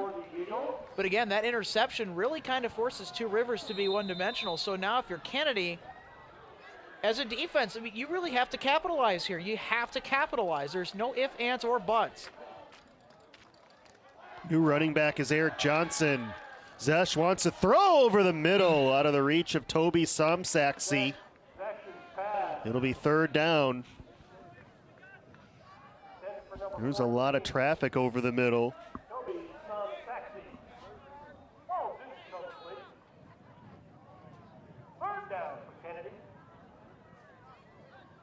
All these 3rd downs become hugely critical the rest of the way in this one-score game. Well, the good news if you're Kennedy, Josh, is that you have the passing game on your side, which Two Rivers does not. Rajon Walker just one catch. Let's see if they can get number 5 open. He's in the slot, bottom of your screen. On this 3rd and 9. Instead, it's Dojan. That's too tall for Luke Dojan. to bring in.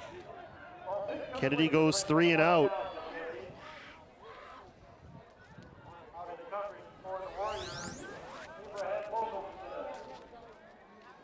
And we see the throw here, just again too hard from Zachariah Zesh.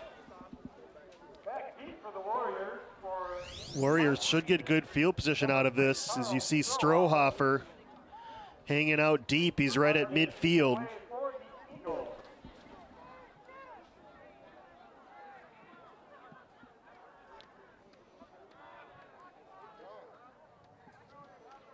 Punt from Martin. High kick. Strohhofer gonna field it on the run. Strohhofer with a good return. He picked up momentum as he made the catch. Rajon Walker made the tackle, but the Warriors are gonna start at the Kennedy 25-yard line.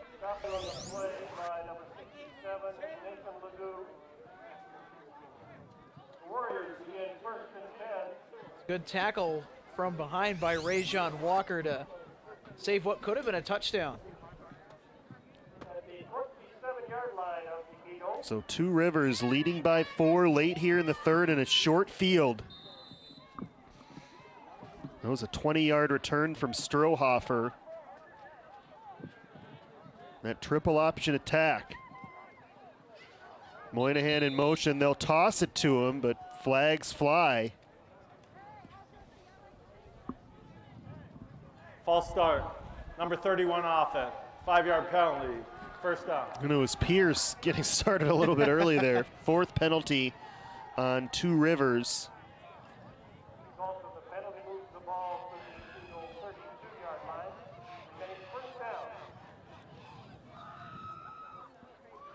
A winless regular season for the Warriors. Kennedy with 4 wins, their highest win total in 14 years. I know, that's crazy to believe, isn't it? And, you know, I think it really speaks volumes to what Kendrick Williams and really his entire coaching staff have done in turning around this program. But, you know, give the players credit, too. I mean, the buy-in is really, really incredible. Moynihan on first down. Corralled by several Eagles, including Michael Winston. There's some good D-line penetration for Kennedy and a loss of a couple yards. Just 29 yards rushing in this half so far for Two Rivers after 212 in the first half. So Kennedy's tightening it up. 2nd and 16. Toss wide, Moynihan trying to turn the corner. And he'll fall forward near the original line of scrimmage. He'll pick up 5 yards. Still 3rd and long as we near the final 90 seconds of the quarter. And again, good lead blocking by the Warriors, and then Moynihan just using his speed to get out to the edge and turn it up for a nice gain, although it is still going to be 3rd and long. Probably 4 down territory. You think a field goal would be a little bit too far. This is about a 45-yarder from here. The Warriors have made a field goal in this game too, might I mention. Coffee underneath, handoff, and it's going to be a face mask on the Eagles as they went with a little trick play to Gabriel Goldenman. And I think Christopher Martin, in trying to reach out and made the tackle, grabbed the face mask instead.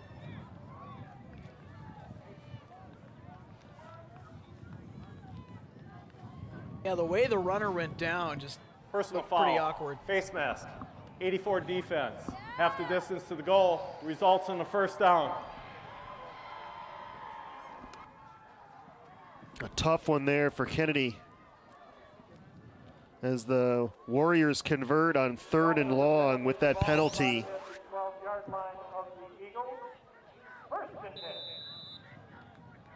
That's tough because it looked like Martin was going to be able to bring Goldenman down well short. But instead, first down from inside the 15. Back to Moynihan trying to use that speed and tracked down by Enoch DeBlocca, among others, as we have a Kennedy player down inside the 10. Officials timeout for injury. The number 83, Luke Dozian, for Kennedy shaken up.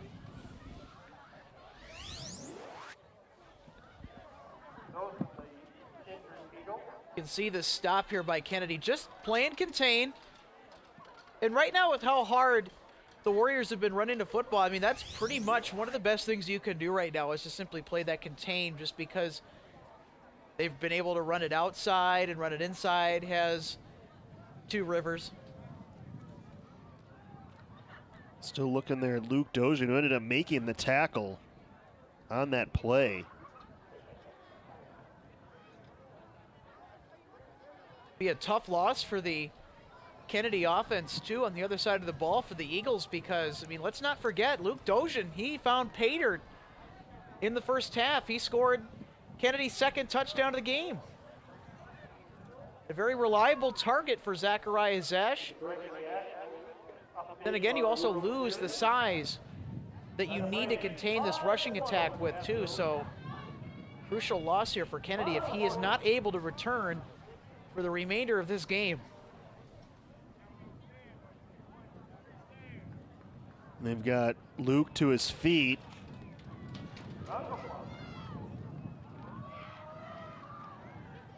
Might have been that midsection. He kind of ran into Moynihan. Kind of doubled him over a little bit. Hopefully a quick recovery for Dozian here on second and down, and Moynihan will set up 1st and goal at the 1 on a gain of 7. Good tackle in space too by Rajon Walker, but then again, not before Mason Moynihan picks up 1st down and goal.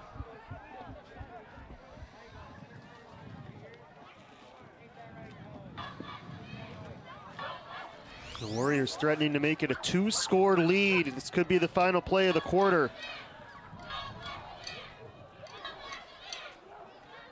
They go to Pierce underneath, and he swarmed under and lost the football. Kennedy has it.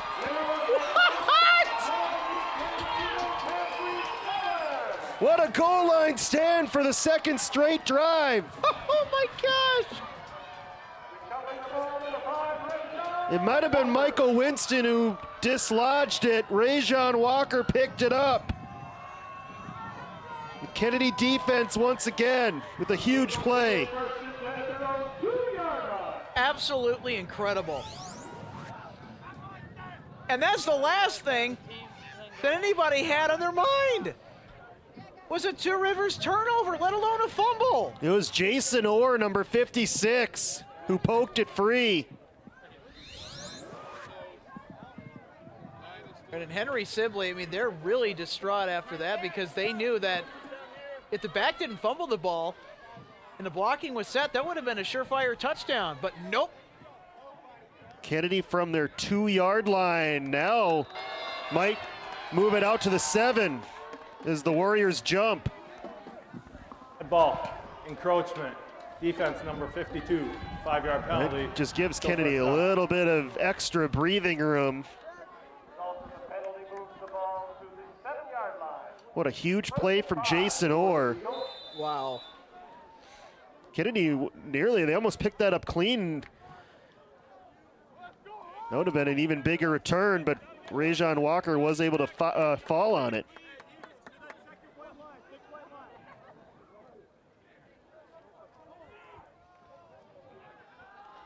Al-Hassani just nowhere to go. This Two Rivers rush defense has been stout. The final play of the 3rd quarter, so Kennedy's defense twice has turned back the Warriors, but now they need to find a way to get some points to take the lead. And Max Mogelson again breaking in. We saw that last possession. I was just going to say, Josh, if you're Kennedy, you want to keep it secure, especially with your back against the wall deep in your own end. But I mean, Kennedy, they're pretty much, I would think, are going to be more inclined to throw the football, because they have demonstrated a passing presence in this game. They already got a passing touchdown.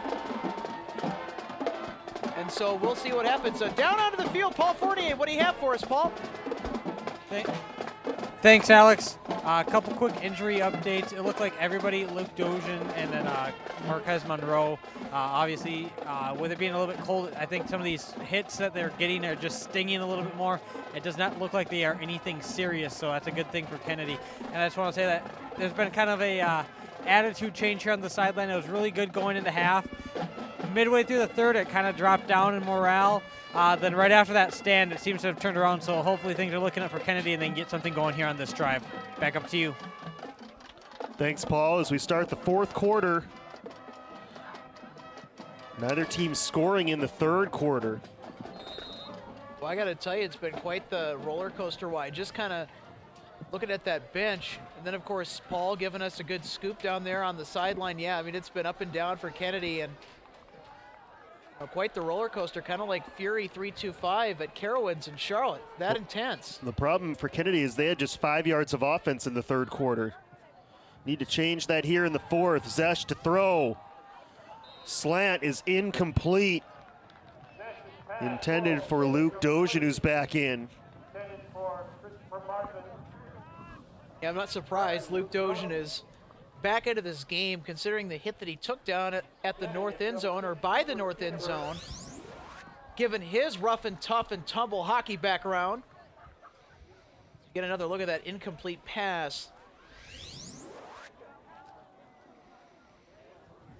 So a big third down for Kennedy. They don't want that defense to go right back on the field. And it would be excellent field position once again for the Warriors.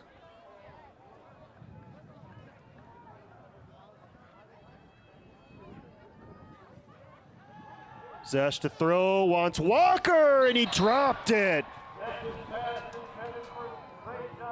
That is so unfortunate because Rajon Walker makes that catch 9 times out of 10. And that's not a bad throw by Zach Zesh either. Well, let's get another look at this. That's right on the money.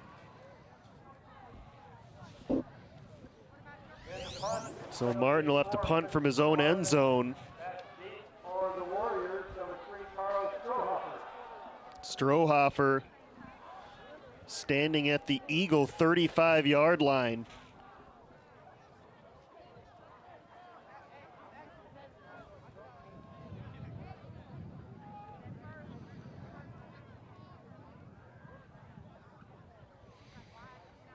Warriors come on the block and they get a piece of it.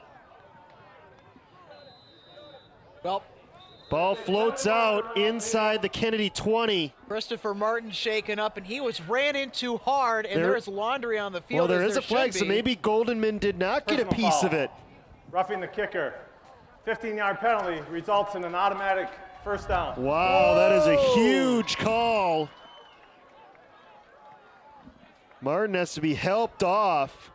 I think that's the question. Clearly, Goldenman ran into Martin, no question about that. Did he also get a piece of the ball? Hard to tell on that look.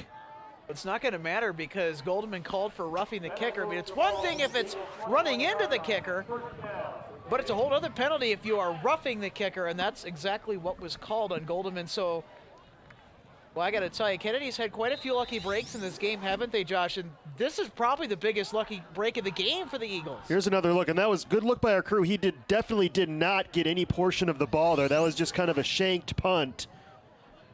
And clearly no ball there. Good call by the officials as this pass is incomplete.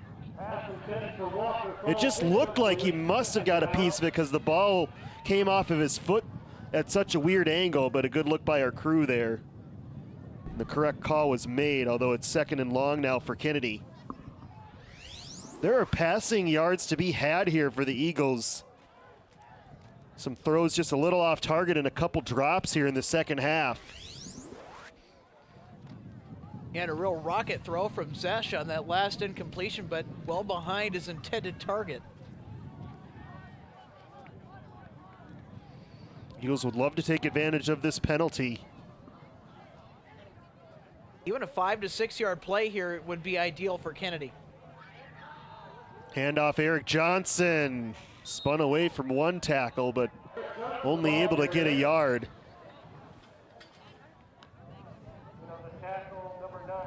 And another third and long for the Eagles. It's a good spin move by Eric Johnson, but just too many Warriors over in that area. Well, you wonder if you're Kennedy, at some point do you put Marquez Monroe back in the backfield? Remember, he had one rushing attempt in the first half. It went for 49 yards. You might need number 23 on offense at some point here. Yeah, because Saeed Al-Hassani, as good as a running back as he has not been able to do much at all for Kennedy. Over the middle, Rajon has this one, and he turns on the Jets. Walker's still on his feet. What? Still going. Cuts back at the 10, and dragged down at the 2-yard line. That is going to go down as one of the most impressive Kennedy pass plays of all time and that I've ever seen. That is an amazing play by Rajon Walker and a perfect pass from Zachariah Zesh.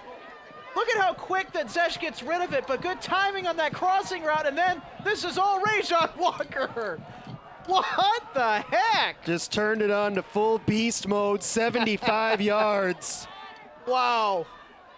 Kennedy set up 1st and goal from the 2. That is absolutely gosh dang ridiculous. It's Al-Hassani up the middle, touchdown! Or correction, Marquez Monroe. Maybe Coach Williams heard me down on the sideline. He didn't have to go that far this time. They needed 2, and Marquez gets it for him. Maybe Daryl Moffitt said something, hey, you know what? I think Josh would have said this about now. Maybe we should do this. Kennedy back in front. And they'll go for 2, I believe. They haven't kicked an extra point yet. Set up by that amazing catch and run on 3rd and long by Rajon Walker. Remember, he had just dropped a similar slant on the previous possession, and mark that roughing the kicker down, Alex.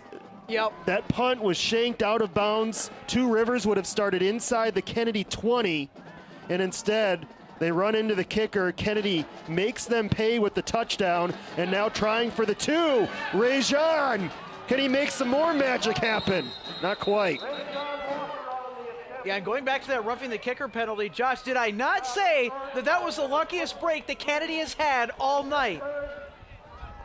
Maybe boy, I got to tell you, the break of the season for Kennedy, if they can go on to win this game. Warrior player down. Just too many bodies for Superman Rajon Walker to run through on that 2-point conversion, but the Eagles have the lead now with just over 10 minutes remaining. And you know, on that 2-point attempt, yeah, it didn't go through, but it took 3 Warriors to bring down Rajon Walker on the edge. I mean, number 5 for Kennedy is battling so hard and is playing his heart out tonight, and really, he has made some magic happen indeed. Well, you go back even further before that roughing the kicker, which we saw in the replay was definitely the correct call. The goal line stand, Jason Orr causing that fumble. It looked like it was going to be 23-12, 2 Rivers. And all of a sudden, Kennedy with that turnover and then the long pass play and touchdown, all of a sudden they're in front. We saw this in the Jefferson game. Apple Valley made the critical plays that turned the game, and maybe Kennedy's doing the same thing now. Well, they most certainly are, and you know, I'm not surprised with the last critical, huge, big play by Rajon Walker. If that ends up being one of the plays of the week, please vote that for Carol Evans' play of the week. That was something else. And then you have to finish it off. Marquez Monroe ran it into the end zone. And I know that you were talking about earlier, you know, why haven't we seen more of Marquez Monroe run the football? Well, I don't know. Maybe Kennedy's, after that last short touchdown run by Marquez, going to probably have to utilize more of him in the backfield. But, you know, overall, he's worked hard and he's played good wherever he's been. Monroe to kick off. Remember, there was a long kick return on the last Kennedy kickoff. Here's Strohoffer. He meanders his way close to the 40-yard line. Good starting field position now for the Warriors. With 10 minutes to play, things gotten a lot more interesting in the last 10 minutes here at Bloomington Stadium.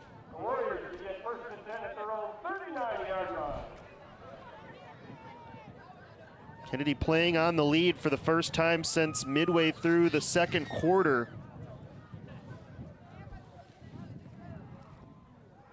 I think the key here, if you're Kennedy, is to make the running game so uncomfortable to the point where you force the Warriors to pass. Here's Pierce up the middle on first down, bounces it to the edge and could not get by the last man over there, Rajon Walker.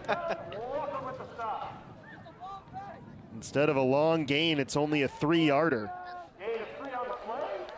Yeah, well, after the effort he put on the last Kennedy offensive possession with that big play, yeah, it's no wonder that he's fired up. I'd be too if I was out there on the football field. Well, we said it was a quiet night for him. Certainly it has been offensively until that 75-yard pass, but it has not been defensively. He has been in on so many plays. Yep.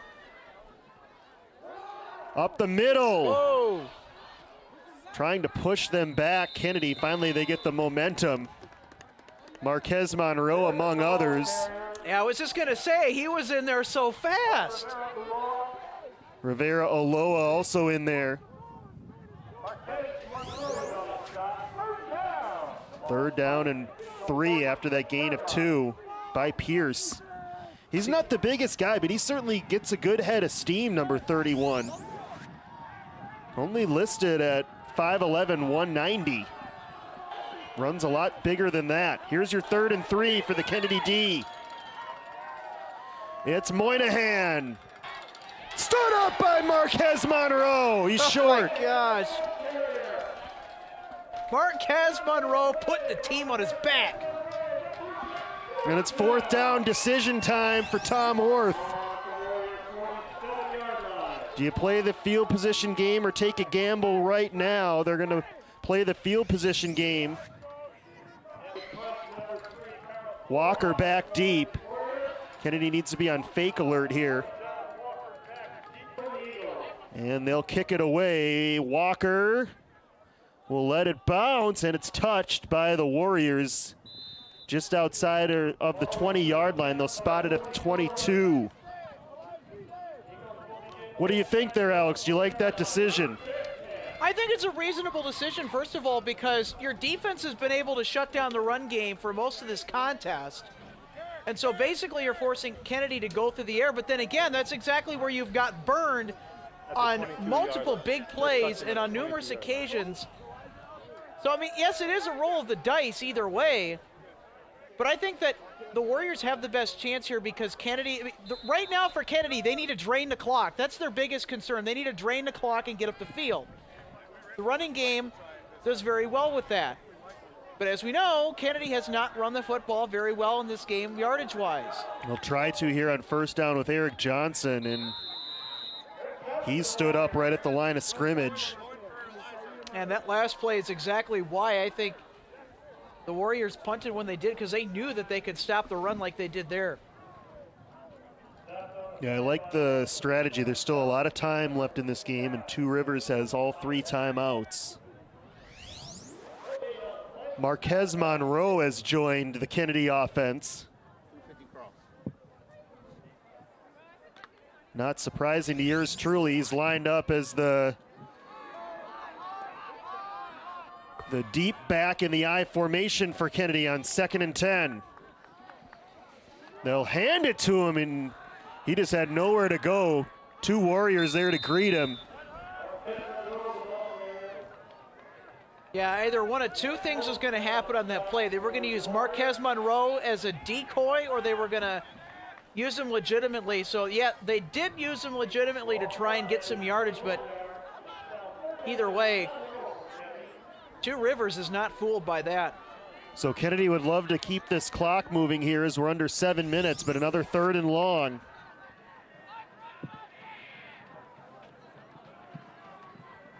Rajon Walker lined up wide at the bottom of your screen.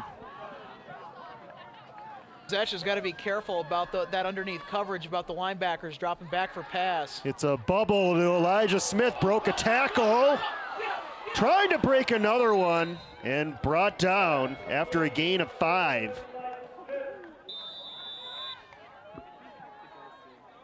And a Two Rivers player is down. It is 4th down for Kennedy.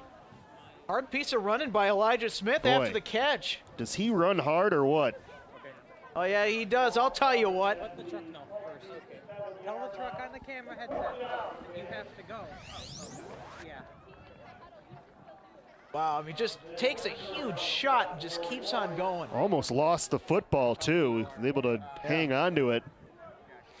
Yeah, there's a screen pass that he almost lost in the first half. Remember one of the first Kennedy plays of the game? So 4th down, Kennedy. Christopher Martin, remember, he was shaken up after that last punt. He is not out there to punt now. Is Kennedy going to go for this here on 4th down and 5? They just might. Or are they going to try to draw him offside? In motion, Rajon. Yeah, they're going to try and get him with a hard count because that's what Zesh tried to do there. Yep. So this would be an incredible gamble. They might try one more time here. And Two Rivers not taking the bait.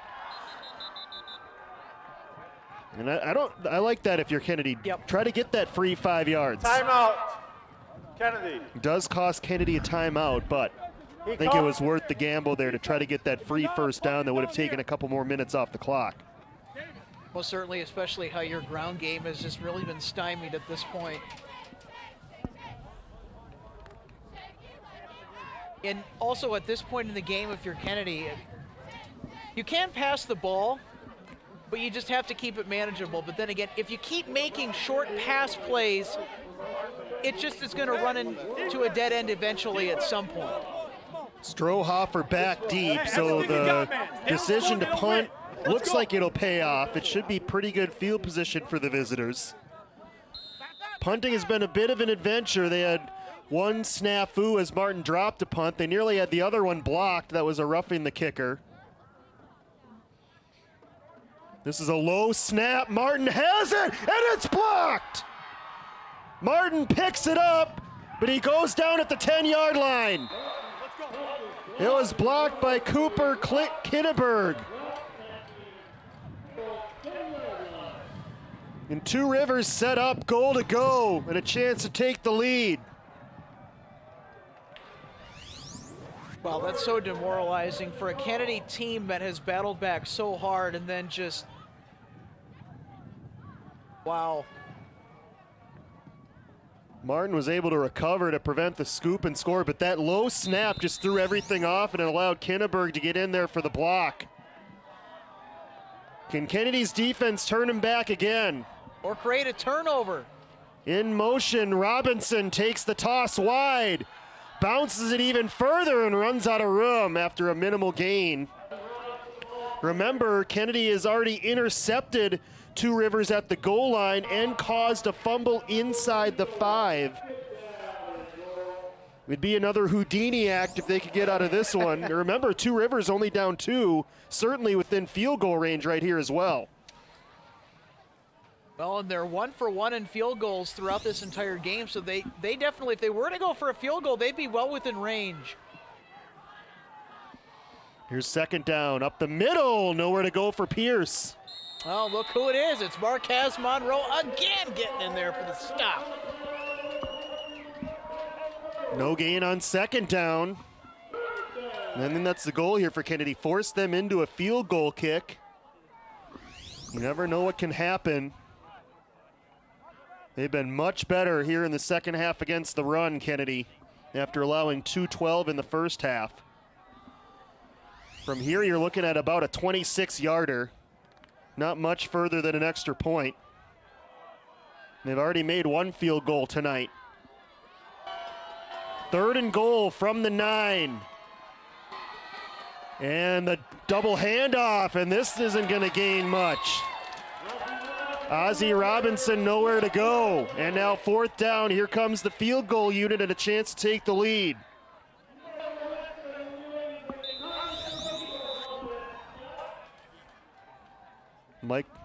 Michael Winston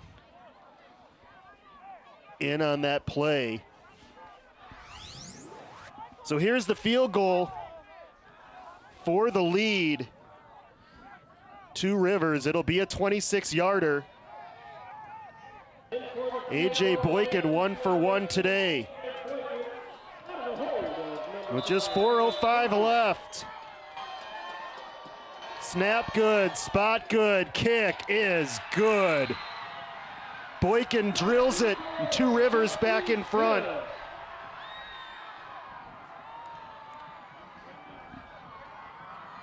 So the Eagle defense comes up big, Alex. They didn't allow any yardage after the blocked punt, but special teams, it's certainly been an advantage for the visitors tonight. Remember, Kennedy, they've scored 3 touchdowns. They've gone 0 for 3 on those 3-point conversions. Meanwhile, Two Rivers, 2 field goals successfully made. It's the difference in the game right now. Most certainly, and right now, if you're Kennedy, you're really wishing that you would have made at least just 1 2-point conversion try. Then again, you really have to just put your head down and go back to work and start doing what you do best on offense. And right now, that's the passing game.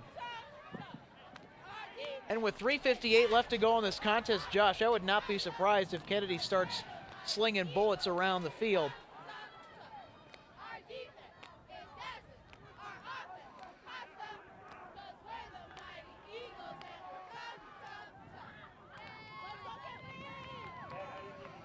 Well, the good news for Kennedy, though, too, with this offensive possession coming up is that there's still some time to orchestrate a good drive down the field. It's not like there's 58 seconds left on the clock in desperation time. Right, time not a factor yet. All the kicks have been short. Here's another one, and it's going to be fielded by Rajon Walker. Normally deep, but Kennedy has put him strategically right there to do exactly that, as he'll give Kennedy a possession starting in Two Rivers territory. And hold on, Walker slow to get up after this return. I have a couple of questions after this play. My first one is, why are you kicking it to Rajon Walker when he's been so dangerous in the open field? And the second is, why are they kicking it that short? It's a little bit perplexing. Kennedy has adjusted to that, and there's a reason LeAnthony Wright Ponder and Rajon Walker were both within 15 yards of a kickoff. That never happens for Kennedy, but just adjusting to what they've seen through this game. And now Kennedy only has to go half the field to take the lead. Plenty of time with 2 timeouts. And Monroe in as the tailback. Crunch time for the Eagles here in the playoffs.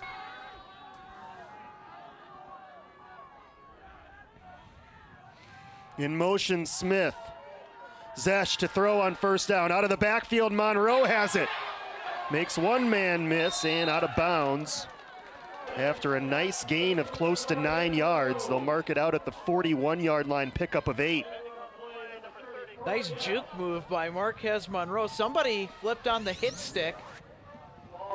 We'll get another look here on the replay. Watch the good secure throw and then a nice catch and juke by Marquez Monroe. He's done everything tonight, offensively, defensively. There's Coach Kendrick Williams, and then...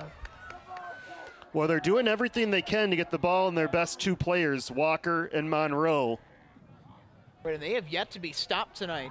Zesh to throw, Christopher Martin, that pass well behind him. He was open. And now 3rd down for Kennedy.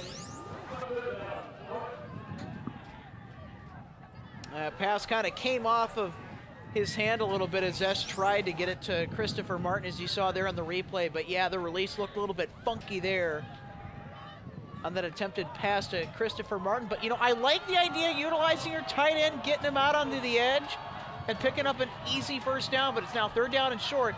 It seems like a mile from here. Two Rivers fans making noise. Kennedy doesn't want it to come to a 4th down. Handoff Monroe, and he barrels ahead. He's got enough for the first down on a gain of 3. Okay, now, if you're going to run the football, Josh, that's a smart call. Marquez Monroe, I mean, he's the leading rusher for Kennedy tonight on the ground. had the big play in the first half, ran it in for a touchdown here in the second half following the huge Rajon Walker catch and run play. And now another crucial first down picked up by Marquez Monroe. Mr. Do-It-All, number 23 for Kennedy. Clock on the move, nearing 3 minutes as Walker heads in motion. Zash over the middle, caught! Rajon! Kennedy back in front!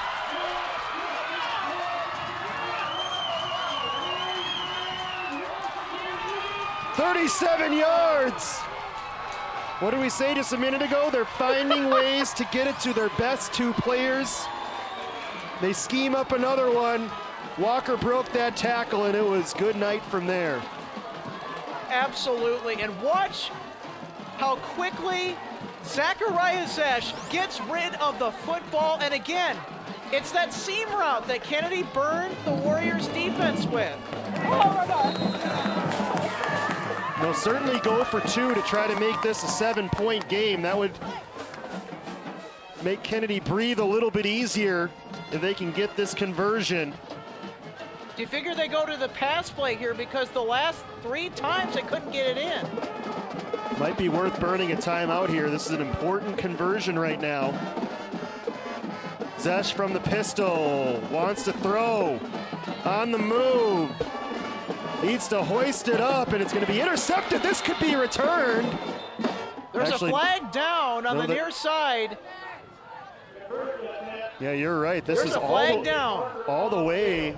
Ineligible downfield on the offense. That penalty's declined. Point is no good. So now just a 5-point advantage for Kennedy. At least it's more than a 3 or a 2-point advantage, so that's going to force the Warriors to go down the other end, or down towards the other end and score a touchdown. I mean, that's huge. Very huge. And Kennedy getting the key drive that they needed. Remember, it started with that Rajon Walker return on the kickoff. You had the Marquez Monroe catch out of the backfield, then run on third down, then you go back to Rajon. I think Kennedy knows who the players are that are going to win them this game. Alex, it's pretty obvious. But still 3:04 left for the visitors, needing just a touchdown. And you wonder how much this Kennedy defense has left in the tank. Well, I think after the last hearty, long-lasting offensive drive, I think that defense has got a little bit of gas left in the tank. Maybe a little bit of a nitrous boost in there, too. Kickoff from Monroe. Will it stay in? It does not. Good decision from Robinson to let that take one more bounce. So Two Rivers will start at the 35-yard line, all 3 timeouts. Kicking team. Ball will be placed at the 35-yard line. First down. Still plenty of time, and Two Rivers can certainly stay within their triple option system. They may have to speed it up a little bit. But Kennedy's defense, Alex, it's time for them now. It's the unit that's carried them to this 4-4 record, their best regular season since 2007. And this is the unit that's going to be called on to get one more stop here to potentially seal this game. Yep. And this defense has always found a way to win. And even in defeat, they've looked very impressive, whether it be the pass rush or creating turnovers. They've looked mighty impressive. That's a great stop in the A-gap. Brought down by Luke Dojan after just a 2-yard gain by Pierce. That was the 22nd carry of the game for Riley Pierce. That's good patience. 101 yards now on those 22 carries. Clock churning though, 2.5 minutes left. Two Rivers might need to speed things up here. Taking a lot of time. 2nd and 8 to throw. Coffey over the middle, caught by Strohoffer. He's short of the marker. It'll be 3rd down as the clock continues to roll. Yeah, Kennedy stacked the box in full there, had a few safeties back. Good call by the Warriors, recognizing the coverage, recognizing that Kennedy was setting up for the blitz to try and stop the run. And a nice, quick, and easy pass now has the Warriors out 3rd and short. Good call. Clock under 2 minutes. Just the second completion of the game for Coffey. Moynihan on the end around. Has room and the flags flying everywhere for an obvious hold on the end. Oh my gosh. 3 officials launching their flags. It couldn't have been any more in the open. And now things just got a lot more problematic for the Warriors with this penalty. Yep, thanks to that monsoon of yellow raining down from the officials. Holding. 14 offense. 10 yards from the spot of the foul. 3rd down. I was about to start yelling for that penalty, Alex, and I saw 3 officials start reaching for that pocket, and I didn't really see the need to anymore. It's about as clear as it can get. Right on the edge, too, where you're exposed to everybody. Watch over there. Right there, the takedown. Yeah. It'll draw the flag every time, and now clock should start here on the ready to play. With 1:37, there it goes. Where's that home field clock when you need it, right, Josh? Well, they're not going to start it yet. 1:37, 3rd and 10. Kennedy 2 plays away. Coffey on the rollout. Looking for a deep shot into coverage. Picked off by Marquez. He slides down at the 48-yard line. And there are flags at the end of the play. There are flags at the end of the play. Should be after the interception, all these penalties. Marquez Monroe forces the 3rd turnover of the night on the Two Rivers Warriors. But what's he even doing throwing the ball there? But it's also a great read defensively by Marquez Monroe, knowing that he's got to play the underneath coverage, knows where his guys are on the field, allowing them to get help up over the top, assisting him. First, we'll check the flag. That is a questionable throw. That is a questionable throw because he had 3 Eagles on the intended target. I mean, the quarterback, he should have tucked that thing and gotten some more yards. I mean, at least got out of bounds to stop the clock while he had the chance. Well, I got to tell you, that's quite the time management mistake by the Warriors. After the interception, illegal block in the back. Number 8 on the return. That's 10 yards from the end of the return. Kennedy keeps the ball. 1st down.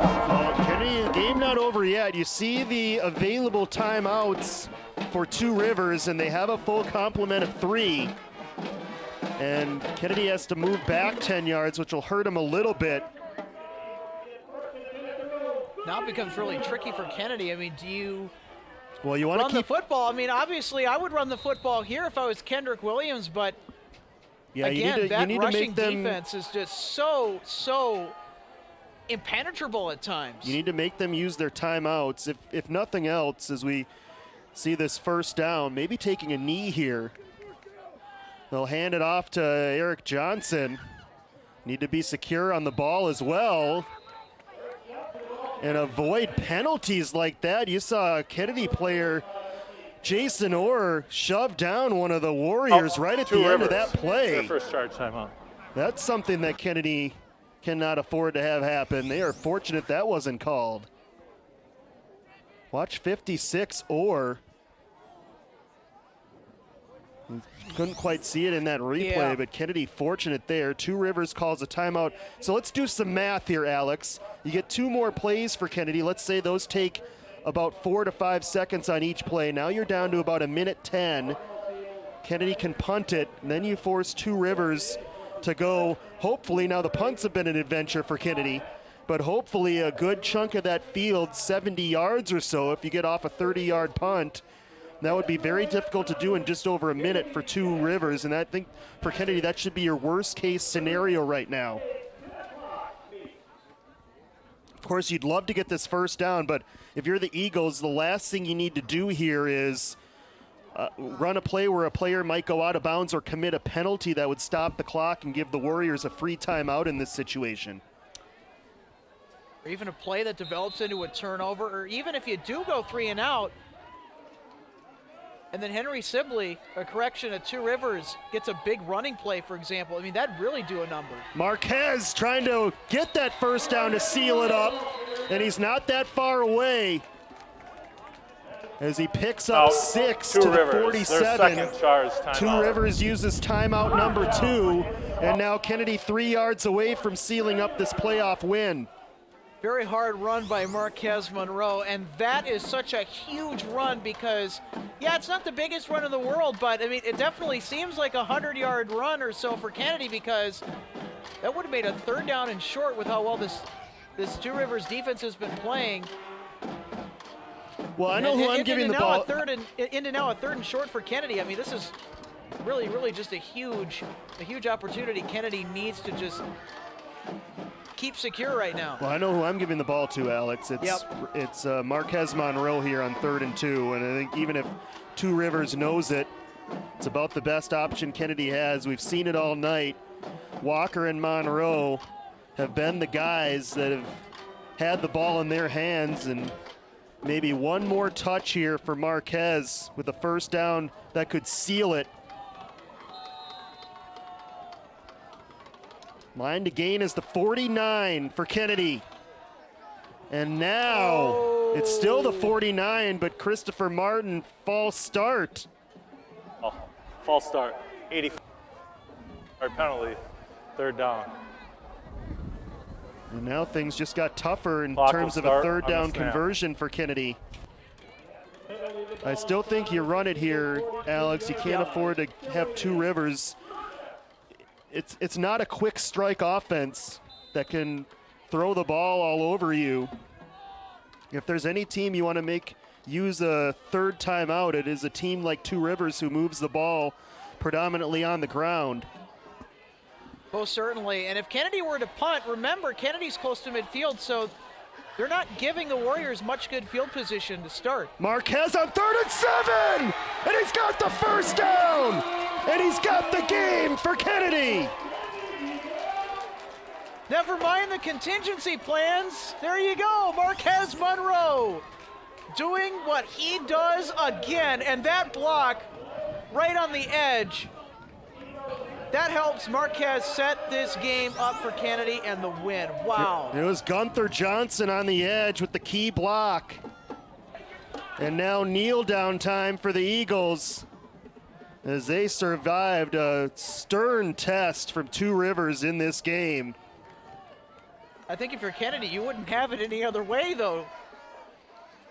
The Warriors came to play tonight, and they're going to look back on those situations, the turnover, 2 of them right on the goal line that are end up gonna cost them this game. That interception by Aviles Rizzo and then the fumble forced by Orr. Both turnovers inside the Kennedy 10. 2 empty possessions for Two Rivers, and the Eagles are gonna survive somehow tonight. Yeah, and incredibly so. I mean, in my mind, there is one guy that has been a lean, mean wrecking machine, and that has been Marquez Monroe. Rajon Walker also with him. And the Kennedy Eagles soar to victory over the Warriors. A home playoff win for Kennedy. 5 wins now on the season for the Eagles. We're gonna have to check back the record books to find some more superlatives to describe this Kennedy team here in 2021, but somehow, some way, they find a way to get it done, a comeback victory for the Eagles. And we talked about it at the beginning of the year, Alex. You've got Rajon Walker, you've got Marquez Monroe.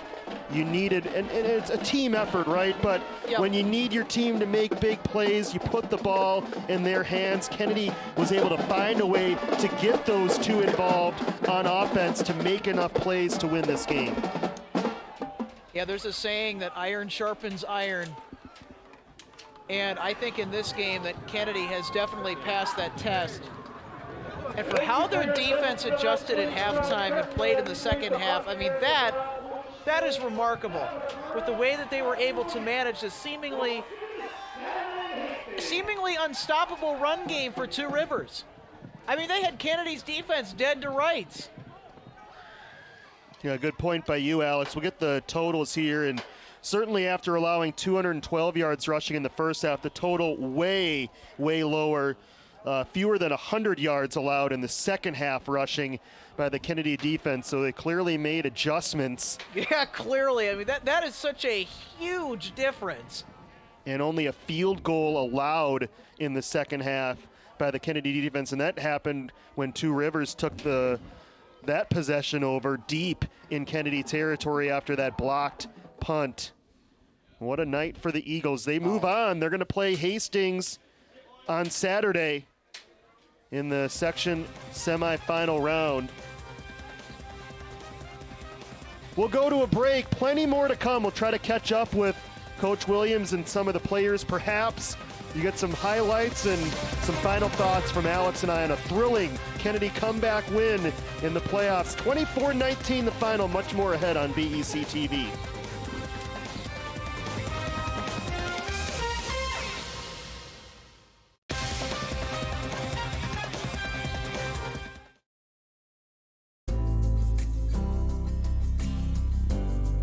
If doctors, nurses, and grocery store clerks can wear a mask for 10 or 12-hour shifts, you can wear a mask for an hour or less when you go to the store.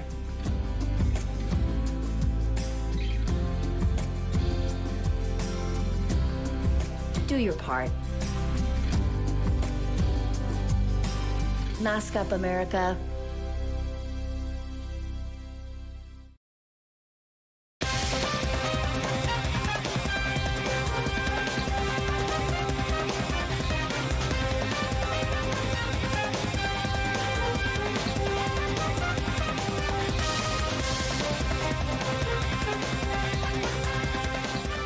Back here high atop Bloomington Stadium, your final tonight, Kennedy 24-19. They defeat Two Rivers. The Eagles moving on to the section semifinals Saturday against Hastings. We hand it down on the sidelines to Paul Fournier. Paul? Thanks, Josh. I'm going to grab Coach Kendrick here. Coach, I don't have much hair left after that fourth quarter there. What was going through your head for that last 12 minutes? You know, what it really was is it puts our season in perspective. First and foremost, hello to Eagle Nation. Thank you to all the fans and parents who came out, supported, tuned in on your TVs. Hey, Grandma, and other people. You know, what really went through my head is, do we have the determination to fight?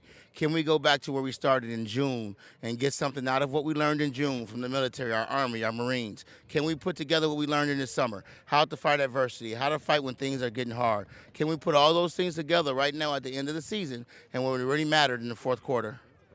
Marquez Monroe is a man who can do just about any. Is there anything he cannot do on a football field? No. I'm saying this to Kansas, Dartmouth, Yale, all those other schools that want him. No, there's nothing he can't do. You got what you wanted for. You're going to go down to Hastings on Saturday. How do you get ready for that team who's been resting for 10 days? You know, it's one thing to be rested, but it's also a thing to be rusty. And you know, that offense needs oil to go.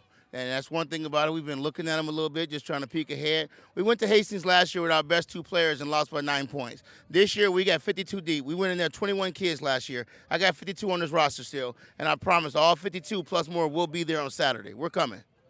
All right.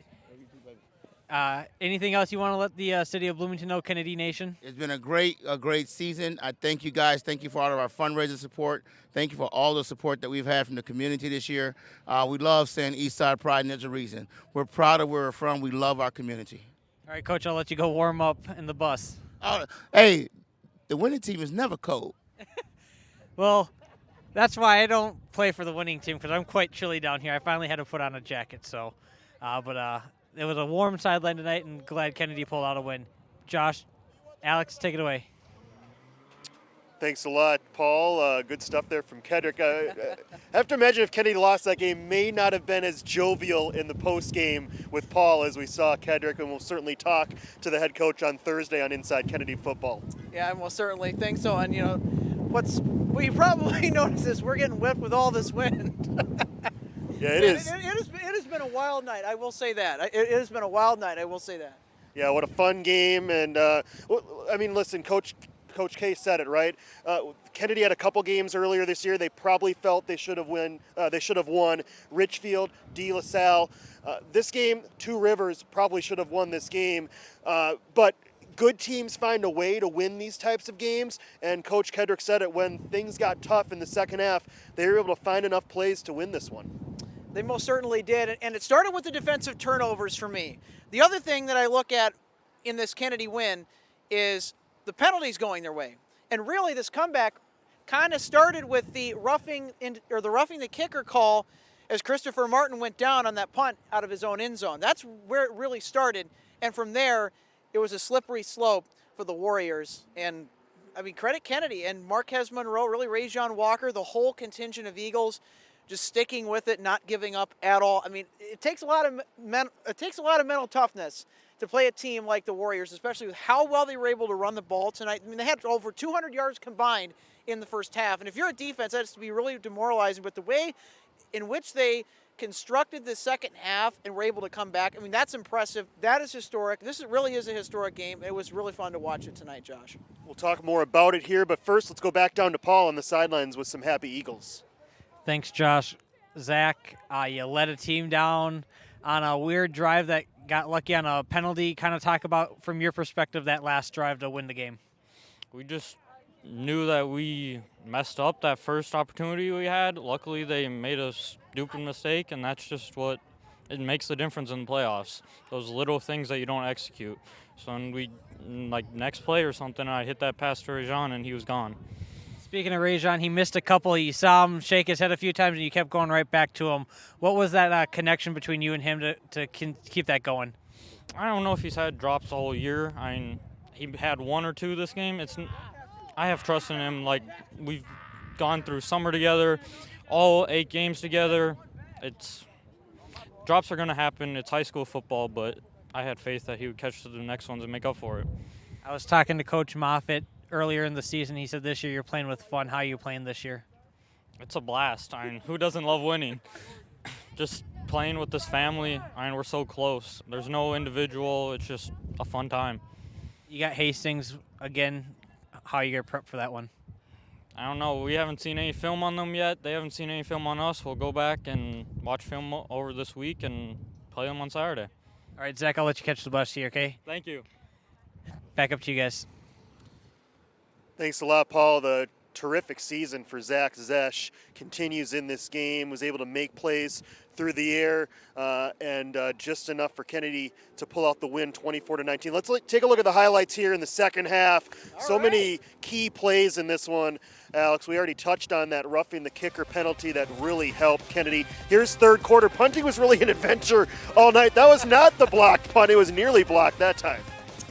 Well, certainly was. And, despite the iffiness of Kennedy's punting game, boy, I got to tell you, their defense, like on that interception by Aviles Rizzo, set the tone. And again, I mentioned it earlier, the turnovers that Kennedy's defense was able to create was the difference maker. Here we get a look in the fourth quarter. This would be the turning point right here, that roughing the kicker call. Christopher Martin goes down, and then guess what Kennedy does? Rajon Walker takes a huge bit of running and just pure athleticism and all kinds of business to the Warriors. And then Marquez Monroe right up the gut finishes the job. Warriors add a field goal here to give them the lead, but then Zesch over the middle, Rajon again, and this time all the way to the end zone. And then Kennedy's defense, Alex, they've been the unit that's carried them to this 5-4 record. Marquez, one more time, third turnover of the night forced by that Eagle D. Most certainly. And, there was never a time during the game where I thought that Marquez Monroe, he looks a little out of position. No, he was everywhere. He was in the right position all the time. And this is partially why he is a D-run recruit as he is. And he's so fun to watch, but just throughout the game, the little stops that he would make on defense and just the little things. He's so quick, he's so decisive, and he's effective. And I think that really speaks volumes to how well this team is coached, but also his own personal discipline as a football player. And really to just read the way that he reads, he's got a special talent. It's fun to watch. I mean, same with this whole group of Eagles. On offense, seeing Zesh throw the ball as efficiently as he did. I mean, he looked like Brett Favre out there with how quick he got rid of that football. He was gunslinging. I got to tell you, folks, that Rajon Walker looked about as good as any NFL wide receiver that I had seen make ridiculous plays. I mean, he played that good. I mean, really, it was a team effort all the way around. But again, very, very, very great game by the Kennedy Eagles to get the win here tonight. Very impressed with what I saw. Back down to Paul one more time, Paul. Hey, thanks so much. Tom Ringdahl here, director of BEC-TV. It's rare that I get in front of the camera, but I just got to take this opportunity. Number one, to thank our fantastic crew for doing a great, great job this year. Thanks so much to our broadcast team upstairs, to Josh, who's been with us for a couple of decades, to Alex, who we're so delighted to have, to Stan Shea and the rest of those who have helped us out this year. And a very special thank you right now to our friend and colleague, Zach Vasura. Zach's been with us since he's just been a puppy. He graduated from high school this past year and is heading quickly out to the big times, where he's going to be out working in Philadelphia on some of the big trucks that they use for the NFL and stuff like that. We are very, very proud of him, very, very grateful for all the amazing things he's done for us here at BEC-TV. In my 40-plus years of doing broadcasting at BEC-TV, I don't think I've ever seen anybody quite as amazing, as talented as Zach is. And so, Zach, special thanks to you, and we're going to hand it back upstairs as we close off. Thanks again. Thanks a lot, Tom. Well said, and you deserve all the kudos in the world. As you said, 40-plus years. I don't want to date you. You said it before I did, but you're certainly leaving your imprint on the city of Bloomington for all these years. So thank you, Tom, as well. As you mentioned, well-deserved kudos for Zach, who's just been an incredible partner for BEC-TV as well. And what a night for Kennedy as we put a bow on this one. We'll talk to the head coach Kendrick Williams and the team on Thursday for Inside Kennedy Football. We'll also have a final edition of Inside Jefferson Football on Thursday as well, so stay tuned for that. But it's Kennedy tonight. They move on here in the postseason, 24-19. The final for our entire crew, for Paul Fournier, for Alex Redding. This is Josh Powers saying good night from Bloomington Stadium.